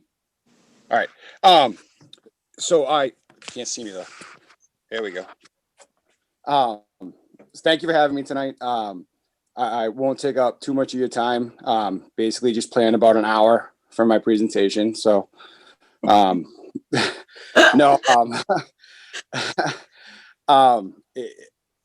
prior to the meeting starting, I was talking to Mrs. Bertrand, for the school committee members and the people that are in the meeting tonight. Fall athletics has, gone as well as it possibly can, given all the circumstances that we're dealing with. Prior to the season starting, I sent out a variety of different messages, updating all the parents as best as I possibly could with all the changes that were coming their way. I held a Q&A Zoom meeting before before the first day of tryouts. It was attended by about, I want to say 50 to 60 people. All those questions that were asked, I formulated a Q&A page that is located on the website, on the athletic department website, for those that couldn't attend. The first day of tryouts, I met with every team to go over expectations and the new guidelines and what their role is in making this season last as long as it possibly can. And I can honestly say that the kids are doing great. They are, despite how uncomfortable it is for some, they're wearing their masks at practice. They're social distancing. I've sent out a whole bunch of different pictures on Twitter of some of the games and some of the practices. These kids, they're smiling every day and they're very grateful for what they have, even though things are different. As Nicole said earlier in the meeting, you can see, you can't see the smile, but you can see the eyes change in a positive way where, they're smiling underneath that mask. Last week on Friday, before most of the sport contest started this week, I met with all the teams again to go over rules and expectations. I gave them like a pop quiz. I told them that they didn't need to be nervous. They couldn't fail. I was just trying to go over, how far they had to be away on the sidelines during the games, what they needed in their equipment bag. Just asking a whole bunch of questions so that everybody was on the same page. The coaches have been outstanding as much as the kids have been. They've been following all their guidelines and responsibilities that they have. They each have a COVID crate with sanitizer, masks. Mr. Londa provided me with some sanitizing stands that are put out every day before practice and picked up every day after practice for the kids to, get a little pump before they go in and then when they come out. What else do I have? The numbers I sent you guys. So despite all everything that's going on, the sports that we were offered last year and the sports that are running right now, we have more participation. We're up 15 kids from last year. And that's, like I said, excluding football, cheer, and unified basketball and the middle school programs. So we grew, which is awesome. Our teams are doing well. There's a decent amount on every single team, and the coaches are following that. This year is more about just getting the kids an opportunity to be with each other and to play and enjoy it than what the end result is on that scoreboard. And girls soccer, they played a a totally new team that they haven't played before in a long time in Groton Dunstable, who's a couple divisions up from us and a very good program. And their coach sent me a message. They lost 2-1. And I said, I responded back, that's awesome. Not awesome that they lost, but 2-1 against a school that is historically known for being very well in soccer. I thought that was just an outstanding accomplishment for the girls. The boys, they lost 5-2. They played a great game. It's just, all around all the sports, it's not really about the end result, that win or loss. It's, coming off the bus, the girls were having fun. They were singing, they were, smiling again. I was clapping for them when they got off the bus. I was just very proud of them. The same with talking to the boys after their game. It's just it's a much different atmosphere. And to give a couple more examples, I've been having to run around to set up all the fields and everything to prepare for games and practices. And when you see a group of, whether it's field hockey or boys soccer, those are the first 2 home games that we had. They see me running around with like a chicken with my head cut off. They're like, Mr. Bono, what do you need? What can we do? And I said, can you guys put the flags out? Can you guys help me do this? And without missing a beat, they're like, yeah, we got it. And you see 5-6 boys, bringing down flags, doing this, that, field hockey girls setting up things for me. It's been great. And, one more testament to the great kids that we have. I needed some help moving some things from the field house area into the storage garage, and the football coach, he came down, he called one of his captains up. And probably about 10 minutes later, there was 20 football players in the parking lot helping move equipment across the complex. And to me, it's just a testament to the great kids that we have, and to the parents that have raised these wonderful kids. Because that's just, seeing that is why I became an athletic director, because it's more than just sports, and seeing all the wonderful other things that these kids have grown into, just great people. And that's all I really hope for when they leave, the athletic department after 4 years, is that they are a great person and ready to go out into that world. And, I was telling Wendy, or Mrs. Bertrand, I'm sorry, earlier, that on Monday after our field hockey game, the 2 officials, they complimented how the facility looked and how it was set up for games under this condition, with all the COVID, with the numbers on the fences and the crate and everything being prepared, and how well our coaching staff and our kids conducted themselves during the game, throughout the game. And the same with boys soccer yesterday, both sets of officials said the same thing. And I'm sure next week, Nicole, when girls are at home, I'm going to hear the same thing about my girls soccer program. And tomorrow at the cross country meet, the same as well.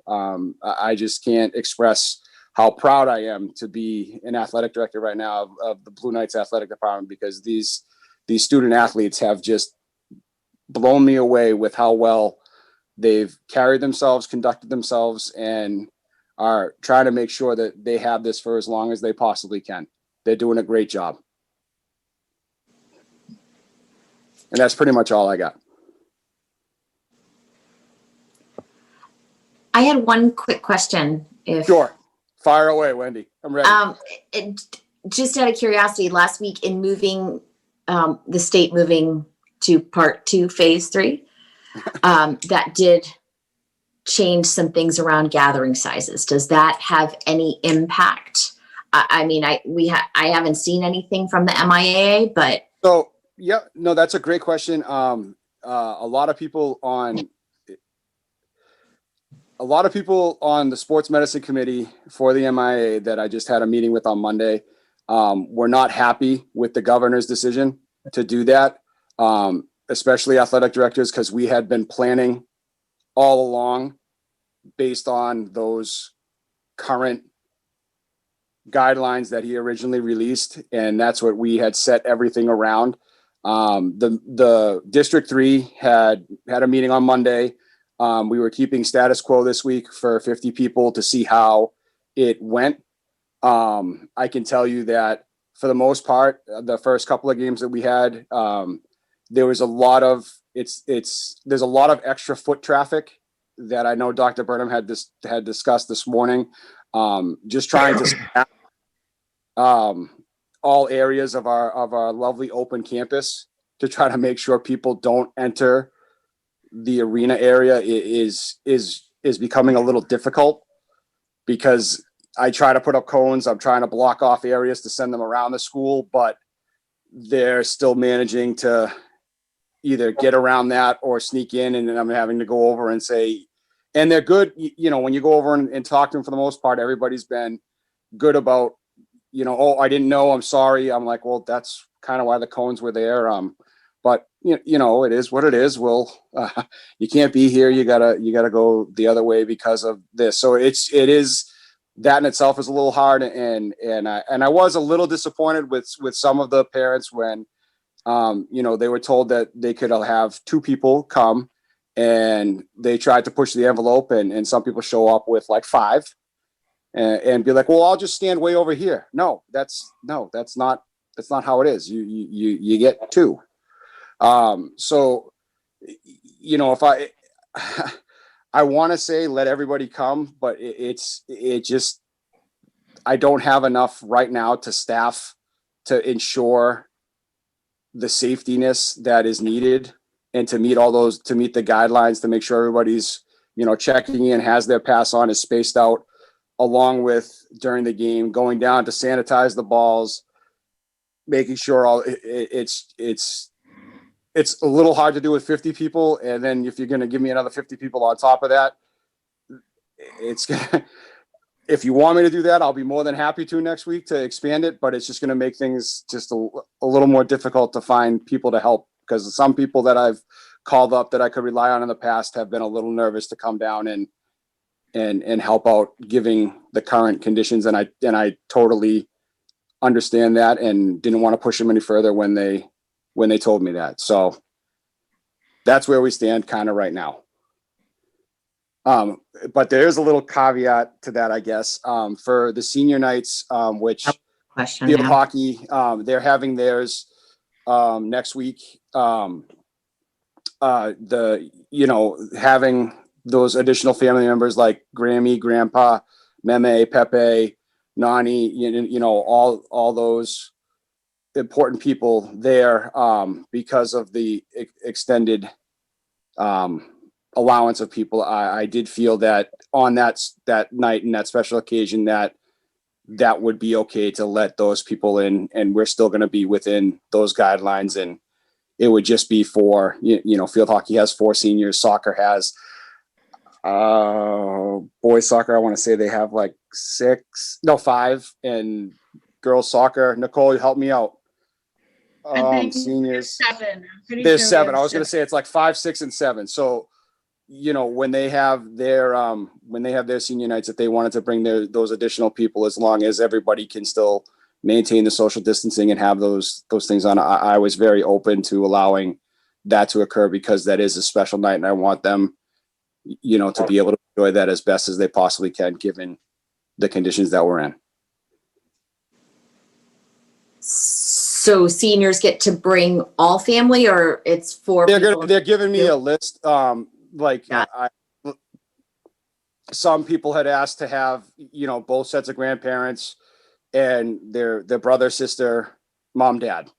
That to me is fine. If you're going to say, well, I'm bringing, you know, my boyfriend's sister's brother's uncle's cousin, their dog, you know, that I am drawing a line somewhere, but you know, that immediate family and those important people, you know, there are some people that have two households, so there could be, you know, 2 sets of parents, and that's totally fine. You know, as long as I have that list and the name of people up front, that I can make sure that I stay under the number that we're supposed to be under, then I'll accommodate as best I can.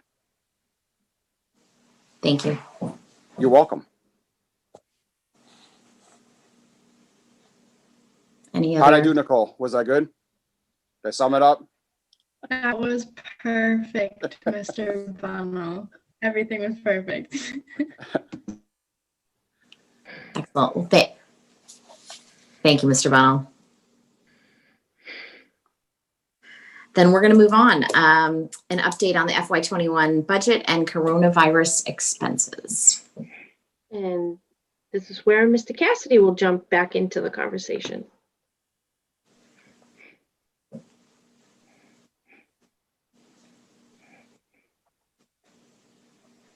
Hi, everyone. Can you see the slideshow?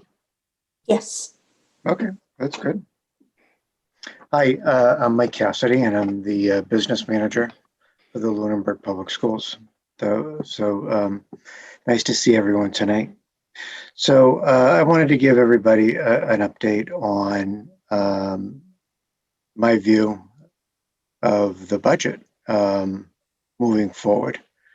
So some of the topics I'm going to talk about tonight, I want to wrap up the FY20 COVID-related budget expenses, kind of report,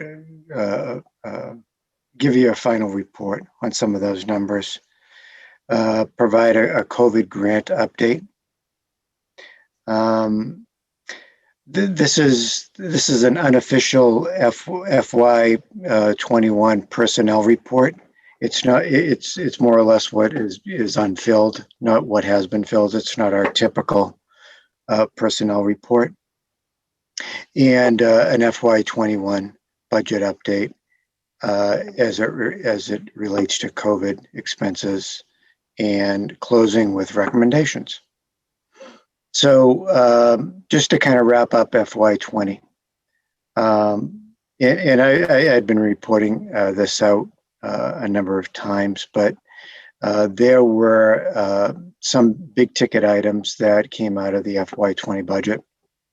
And I had been keeping the committee updated on those expenses, and here they are. So our food service program, so the salary and wages during the closure, let me just emphasize that, during the closure to fund the staff was $61,878.03. And that was applied to the local budget at the end of the year. Our extended day program, salary and wages was $39,526.66. And at the end of the year, we purchased 329 Chromebook devices with licenses, which that purchase is still pending. And we should hopefully be receiving those soon. In addition, there were some expenses related to the food service program for commodities to do the grab and go.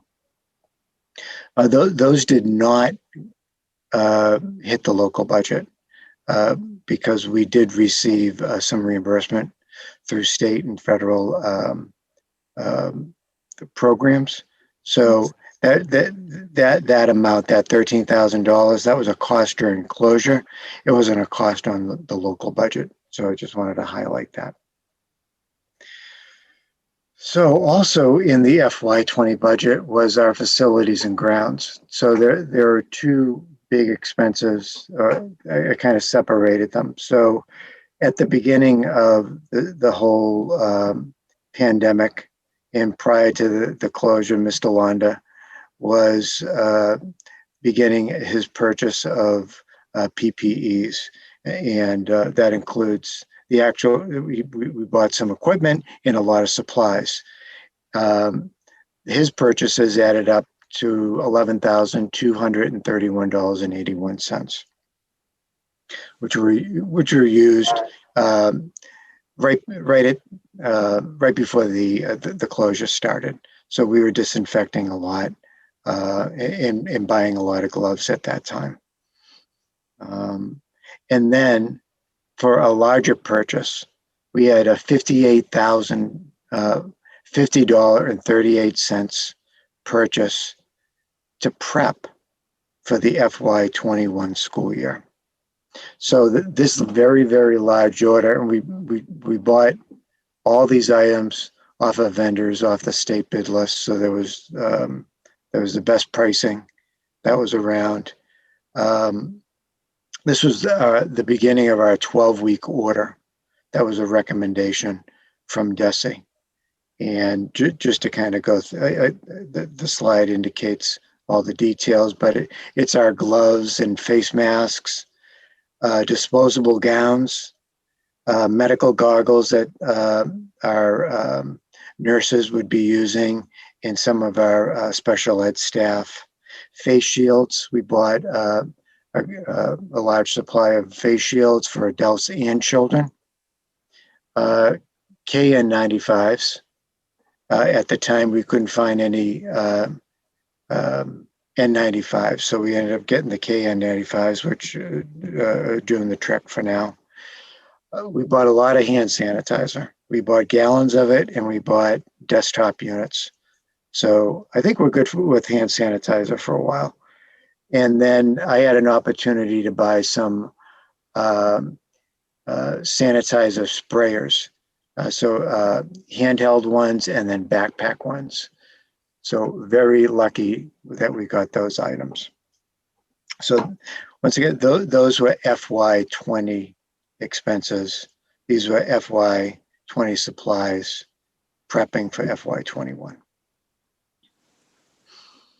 So, and then the budget process started, right? And then we were approved for a budget. And then the grants started coming through DESE.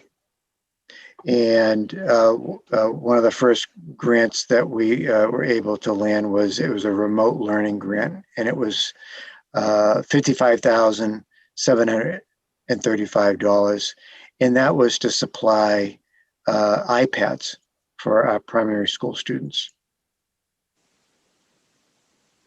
The next grant that we got from DESE was a COVID School Reopening Grant Program.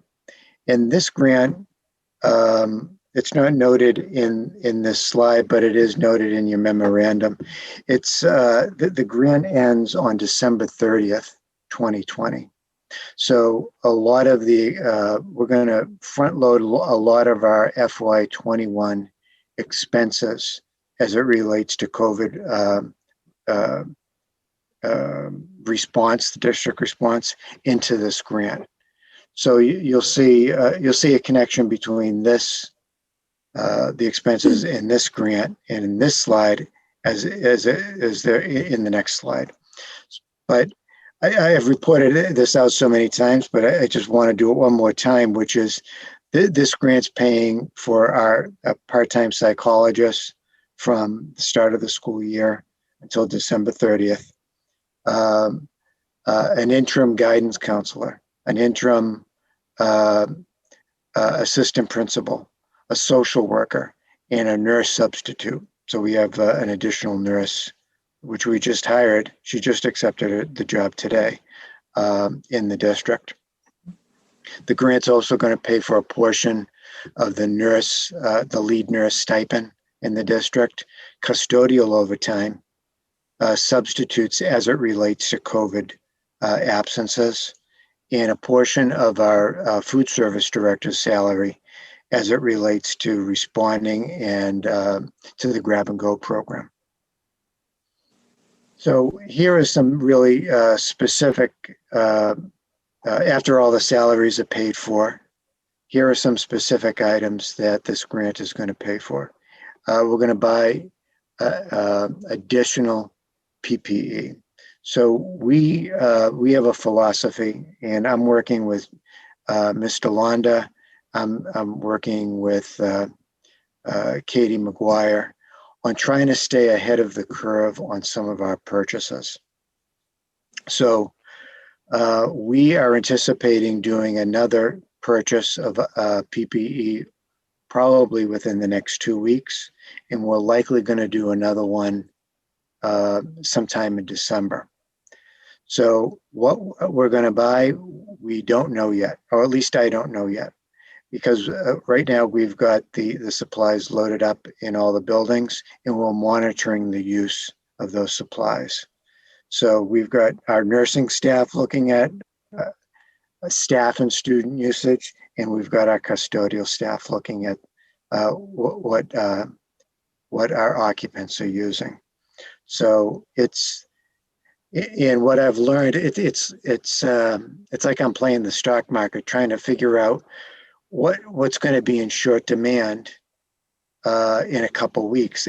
So we're trying to stay ahead of other districts. So we're really putting measures in place to determine we'll look at our need and try to buy at a lower unit price before the other districts. Try to stay ahead of their purchasing strategies. So we're doing the best job we can on that.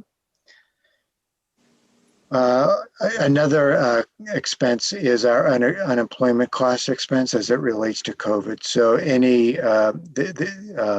any pending or ongoing unemployment expenses related to COVID, we're going to be applying against this grant. We're going to be looking at new technology too. If we need additional Chromebooks, additional iPads as it relates to remote learning, we'll likely do a supplemental purchase out of this grant. And finally, just the looking at all of our new online platforms that are assisting students and our teachers in our remote learning situations. So our Eduseer, and I know that there are some other programs that we've paid for that are going to be applied to this grant. So that's where a lot of this money is coming from. Just so you know. So the next grant is the Elementary and Secondary School Emergency Relief Fund. It's a smaller grant, and it's primarily those positions that I listed, and they're going to carry those salaries from January 1st until the end of the year. So it really is wiping out most of that grant with those salaries. We do have a little money left over to pay our behavior health coordinator stipend, the other portion of our lead nurse stipend, and our family engagement liaisons.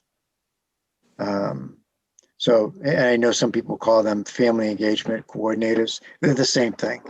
So I think I had presented liaisons to the school committee before, so that's why I left it the same. So personnel report. So we're doing pretty good filling up most of our spots, but we still have a few positions that have remained open.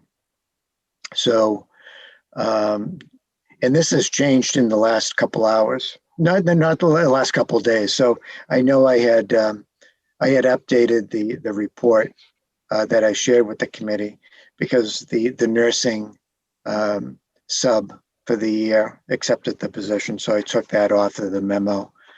We hired another custodian. So it's kind of a moving target. We're wrapping up on a lot of our positions, but the positions that are in front of you are still left unfilled. So we've got, as of tonight, we've got an unfilled paraprofessional position that we're pending an reappointment or to that position. There is a position at Turkey Hill that we're evaluating the need in the building and looking at some of the dynamics related to that. So there's one at the high school that is completely on hold. And I know we're beginning dialogue on some of the needs over there, and we're going to take a look at that one. We have a couple of long-term substitute custodian positions. We're interviewing those candidates right now. And some of those openings are related to medical absences. So once again, those are short-term positions, just long-term subs. And we're interviewing for the remote meeting coordinator position that recently closed. So I guess the point I want to make is that these positions haven't been filled, so there is savings that are related to these positions. So if we do ultimately fill them, we've had a couple weeks, maybe even a couple months not paying salaries out of those accounts. So that kind of ties into the staff savings of potential budget surpluses. So I do not have an exact number on these budgets, and I apologize to the committee. I just want to, and I may repeat this again, we are starting our fourth week, so to speak, in dealing with substitutes, food service programs, meal deliveries, even some of our staff salaries. So I'm going to make a recommendation at the end of the meeting, but I do not have these exact numbers, but these are some areas that we're going to have some potential savings for our potential unbudgeted items, which will be the next slide. So we've got some salary savings, which I'll calculate. The town is calculating for our budget. Let me just pull this amount up. It's in the memorandum. They're estimating $118,000 savings within our budget, under our health insurance budget, due to a 50% reduction in the health insurance premiums for employees in July. So that's the amount that they're calculating. I haven't gotten the most recent bill from the town, and I'm waiting for that. The next bill is a critical bill because it's going to reflect all the new employees that are jumping onto the insurance program. So that number is going to be crystal clear to me, at least, as soon as I analyze that bill.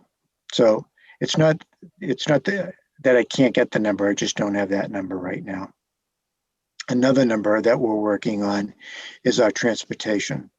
So the superintendent and I are about to embark on an initial conversation with our transportation companies. And ultimately, we will look at whether or not there's going to be some cost savings to those pending contracts. So once that is negotiated, I'll report out to the committee. And finally, out of district placements. I typed this up today.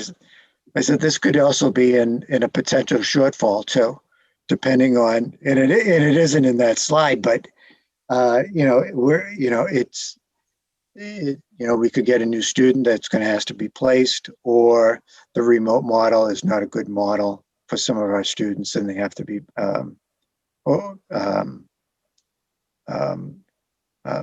placed out. But I think we've taken a couple of students back. So there's some potential savings there, but that could change next week. So shortfalls. So these are some of the shortfalls that I've calculated, and these are estimates. Okay. So I'm kind of letting you in on how I'm seeing some of these costs as they roll out. And mostly these costs are from January 1st to June 30th, because a lot of these costs right here are being covered by a COVID relief grant from DESE. So we've got all those costs up to December 30th. And after January 1st, we're going to have to incur some of those costs in the local budget.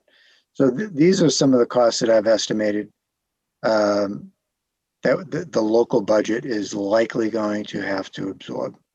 Now, it's the custodial overtime. So that custodial overtime is related to how I've phrased it, and I haven't heard anyone else use it, but it's kind of a walk and wipe program, which is we are paying custodians overtime during the day to touch and clean all high touch areas during the school day.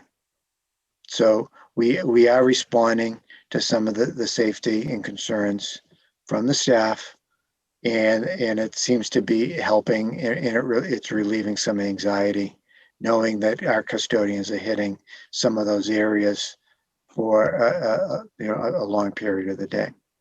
But that's the cost for 4 days a week, not including vacation weeks, from January 1st to the last day of school. Once again, school-based substitutes. So this is, I'm estimating potentially, some long-term sub impact. I'm seeing a couple things happening with staff that may end up going out for the entire year. So that number is looking at mostly long-term subs, not a lot of day-to-day subbing.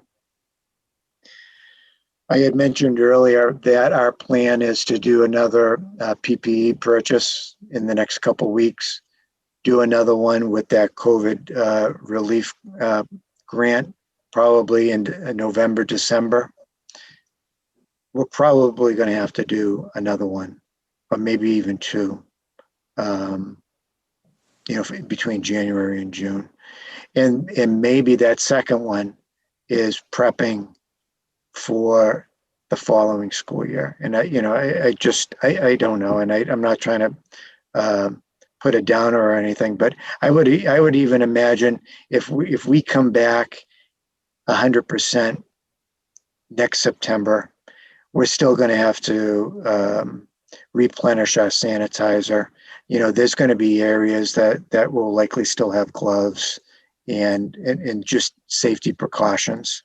So my idea is, that 38,000 is going to address some of that. The good thing is that, we've bought a lot of signage that we're not going to have to buy again. It's unlikely that we're going to have to be buying a lot of new backpacks or handheld sanitizer units. So we do have some equipment. We have some things that we're not going to have to buy again. These are really true disposable supplies and cleaners that we're going to have to replenish. So that's the price tag that I put on that. And then online learning technologies, there may be some additional technologies or online programs that we may need, between January and June. And I was actually thinking that this amount might be used for some amounts that may go over that grant amount as well. So another slide that I'm presenting the committee with no amounts. So once again, we are working and talking about these at central office. So these are some big unknowns. So our food service program. And will there be a deficit? There'll likely be a deficit. It's just how much, and it's just trying to brace for that impact. There is,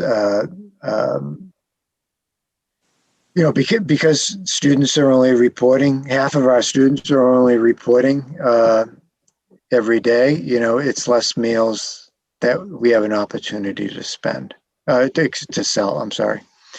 So we are starting to audit the number of meals that are being prepped. We're looking at the number of hours that our staff are working. So we're really keeping a close eye on this, on the program, and making sure that we don't get really deep into debt on the program. I'd like to just go out of order if I can. Once again, unemployment. We did budget 75,000 in the local budget. We do have a little money in the COVID relief through December 30th. But But this is just, if we have to, I don't know, I'm not anticipating any major layoffs, but, if our extended day program, if some of those people don't get the number of hours that they had a year ago, they may still be working for us, but they may be entitled to some other benefit too. And same with our food service program. If we're cutting hours or anything like that, they may be eligible for that additional benefits. Additional technologies. So, in the memo, it kind of clarifies what I meant by that. So this is, if there's additional money that is left over in the local budget at the end of the year, we would probably look at national Chromebooks or any equipment that we're going to be used that's going to be consistent with what instruction is going to look like in FY22 and beyond, quite frankly. We are learning a lot of new tricks in the classroom with our students having devices, and our teachers are stepping out of their normal practices and learning new things. And they may need better devices. They may need different cameras. We're getting a lot of different requests, and they're creative. I think we have a philosophy.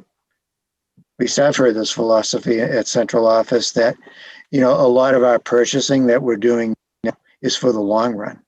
PPE is disposable gowns, some glasses, okay. But a lot of these are iPads, our Chromebooks. This is here to stay. This is a new way of learning. So it's pretty exciting.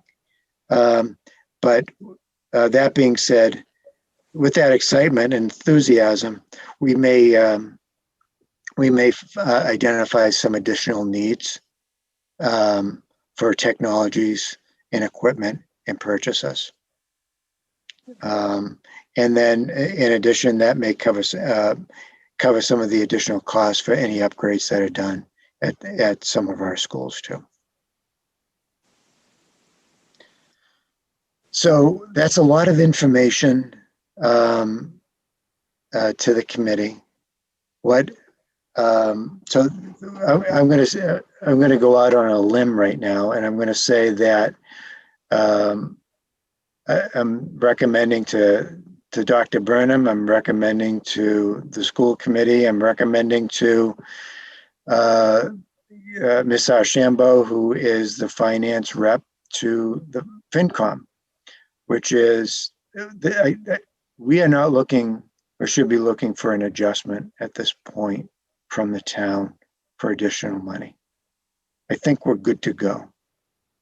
Now, I'm going to say that with the exception that DESE does not come down with some sort of unreasonable mandate that is going to impact every district, not just Lunenburg, and I don't think they will. I think they're pretty sensitive. Everybody is kind of set in a groove right now, and to levy additional requirements probably is downright unfair.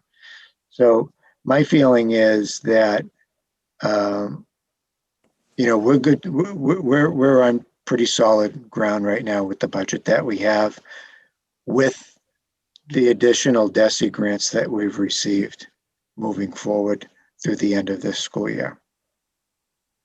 I would ask the committee to allow the business office a little time to kind of address some of those slides that didn't have any numbers on them, and start evaluating those programs and those additional costs as we see moving forward, such as the food service program.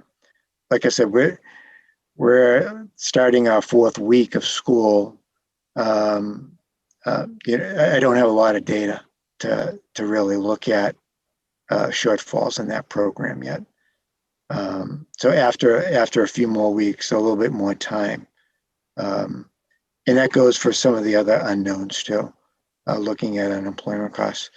So what if it's the will of the committee, and I would like probably at my next normal budget update, and I think that is sometime in November, is to provide an update on this presentation to the committee.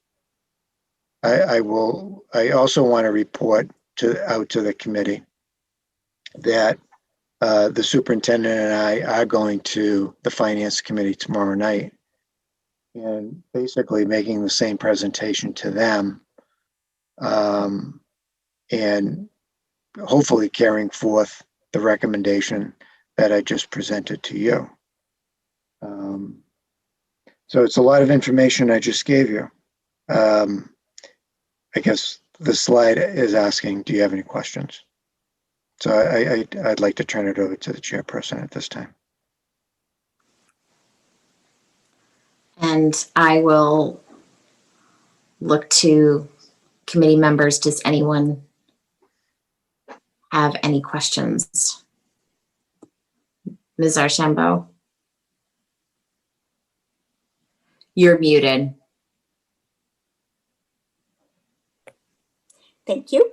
My question was just, and I believe it was answered, but I just want to be perfectly clear. The updates to the Comcast costs that would become monthly, Mr. Cassidy, you feel that the budget will handle that? We'll be able to handle that. So remember, Comcast, they're not ready to go tomorrow, right? Right. So, and it could take a while if to get in there. So, in the best case scenario, we'll probably, that true cost that Mr. Malandrinos provided to us, say they get it installed January 1st. His annual cost, it's only half of that. Right. So we can absorb that. Okay, thank you.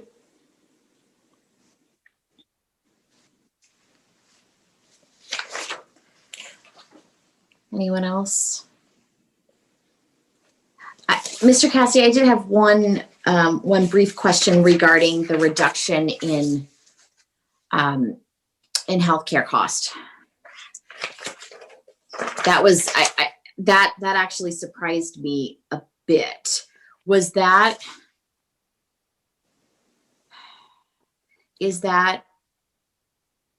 due to,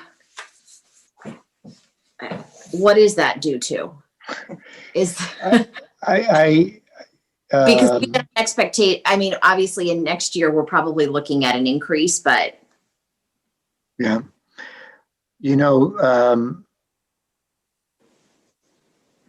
I can't answer that. I can give you my opinion on it, which is, I know personally I got a little bit of a rebate from my my car insurance. I think insurance industry in general, we're providing some sorts of reductions and rebates to at least consumers. So we're a pretty big consumer, and I think Blue Cross Blue Shield gave us a little bit of a break. I'm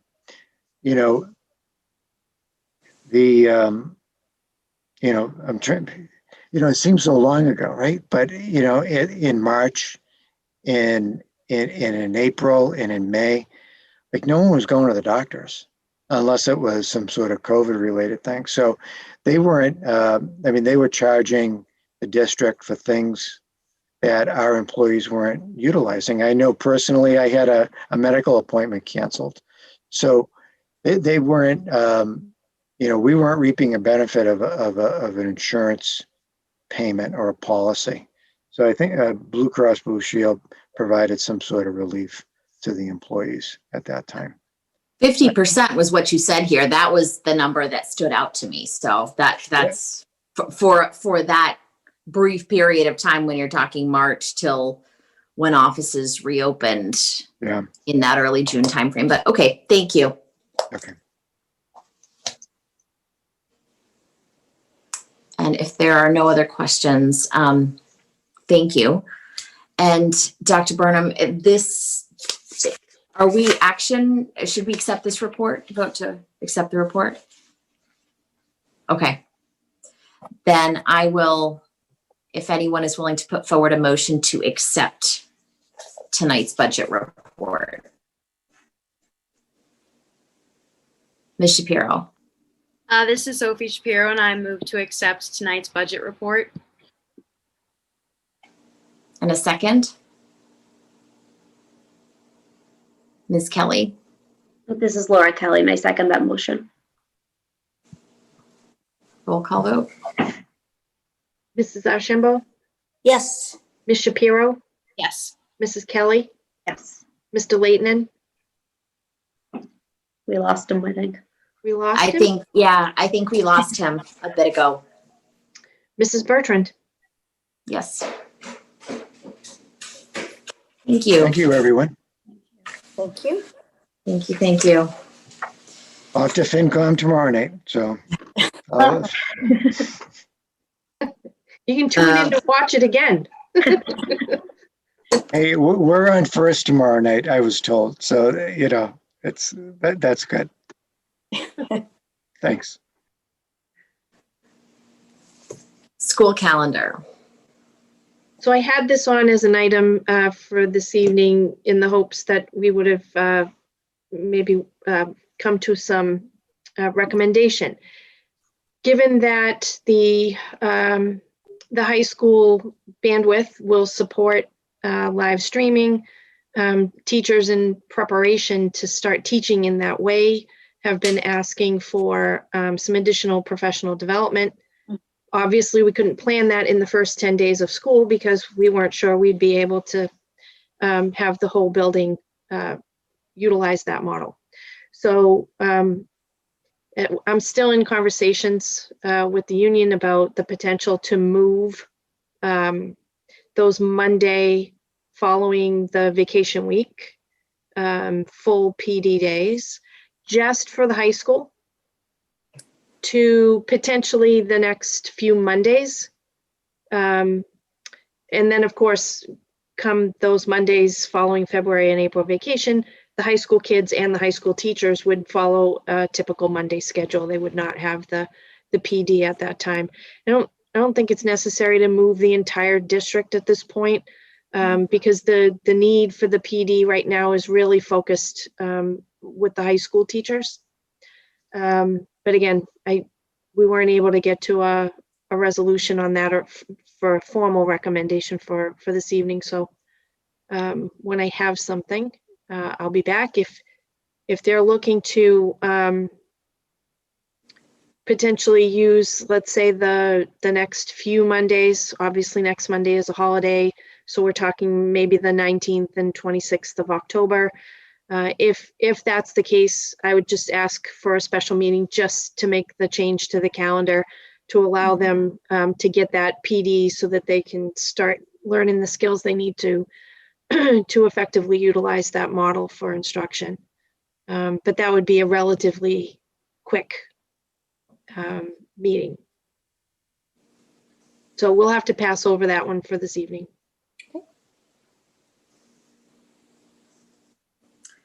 We're on to reports. Athletic advisory. Public comment? Oh, geez, why do I keep skipping that? I'm sorry. I looked down quick, it's right under there. I'm so sorry. Public comment open to anything that the school committee has governance over.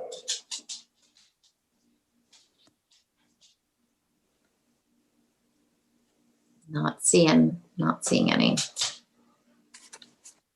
No. All right, now we're on to reports. Athletic advisory, we do not have Mr. Leighton unless he jumped back on. I'm checking. No, he did not. Finance Committee. Alrighty. Their last meeting was the 24th of September. It appears that after looking, the revenues came in, the estimated revenues for last year were a little low. So the actual numbers came in a little higher and some expenditures were less, like the health insurance.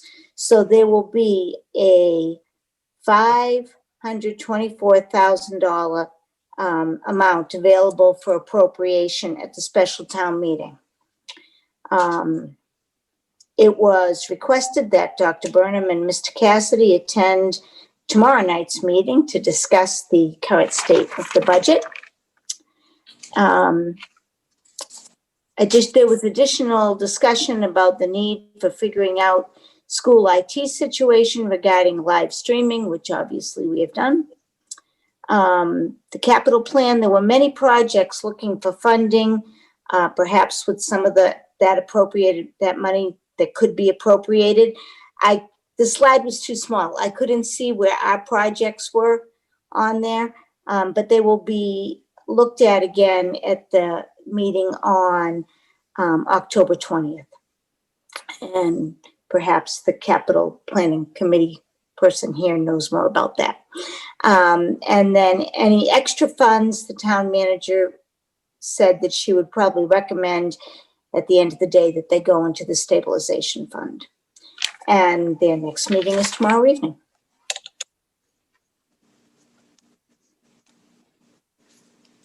Thank you. Policy Subcommittee. We have not met yet. I think we're still looking at some dates. PTO. Hi. So the PTO met this past Monday, the 5th. I wasn't able to attend the meeting, but I've been in contact with the PTO president, Allison Melvin, and she gave me just like a couple highlights from the meeting. So the PTO is moving forward with an online fundraiser called Rebecca's Nut Free, which is a Massachusetts-based company that takes direct orders online and ships directly to homes. The PTO will participate in Trunk or Treat that Dr. Burnham mentioned earlier, which is being hosted by the Parks and Rec Department. And Mr. Adams attended the meeting and was able to clarify parent questions regarding why the primary and elementary school playgrounds are not currently in use.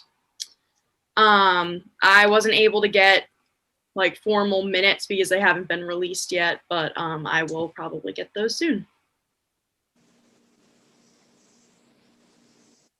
Excellent. Thank you. And school councils. Primary school has not met yet. The middle school, Mr. Santry sent out something saying that they would be setting up a meeting by the end of the month. I have yet to hear anything from the high school. Okay. Capital planning. Capital planning met a couple of weeks ago, and it's really at the moment beginning laying out a timeline. So again, projects that discussion around special town meeting, what will happen there, and then for this year, laying out a plan.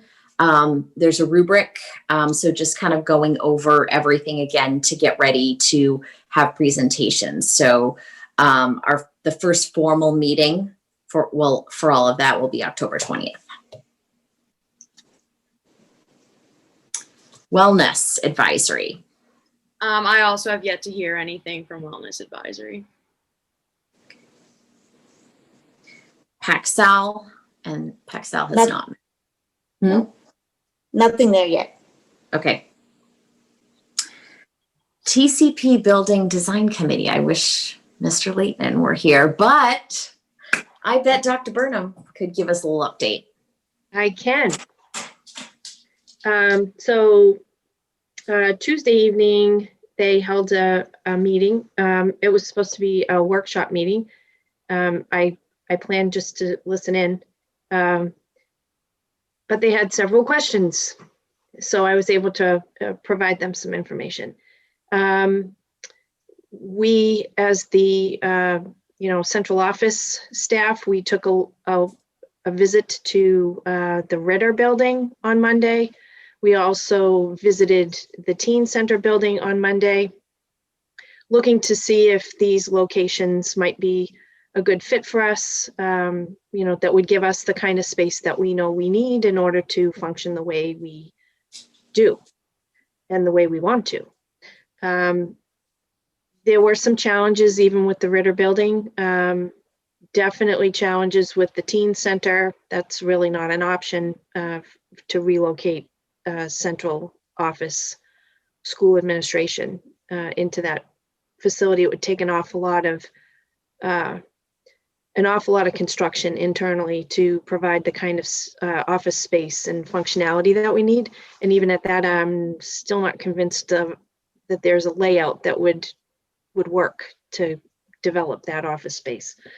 At the Ritter, we have the same challenges that we had the last time we had the TCP building committee meeting. There was no storage.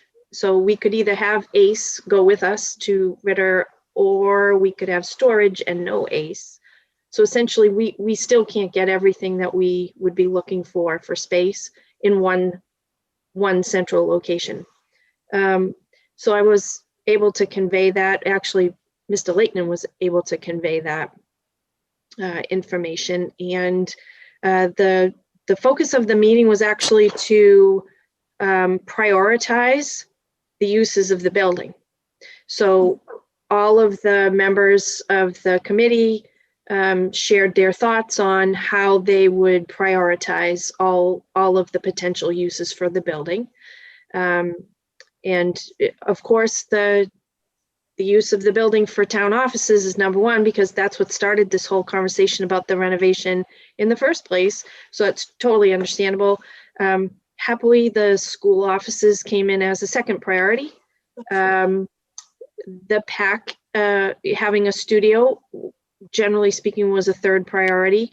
And all of our school programs would become a fourth priority. And then different community uses would follow that.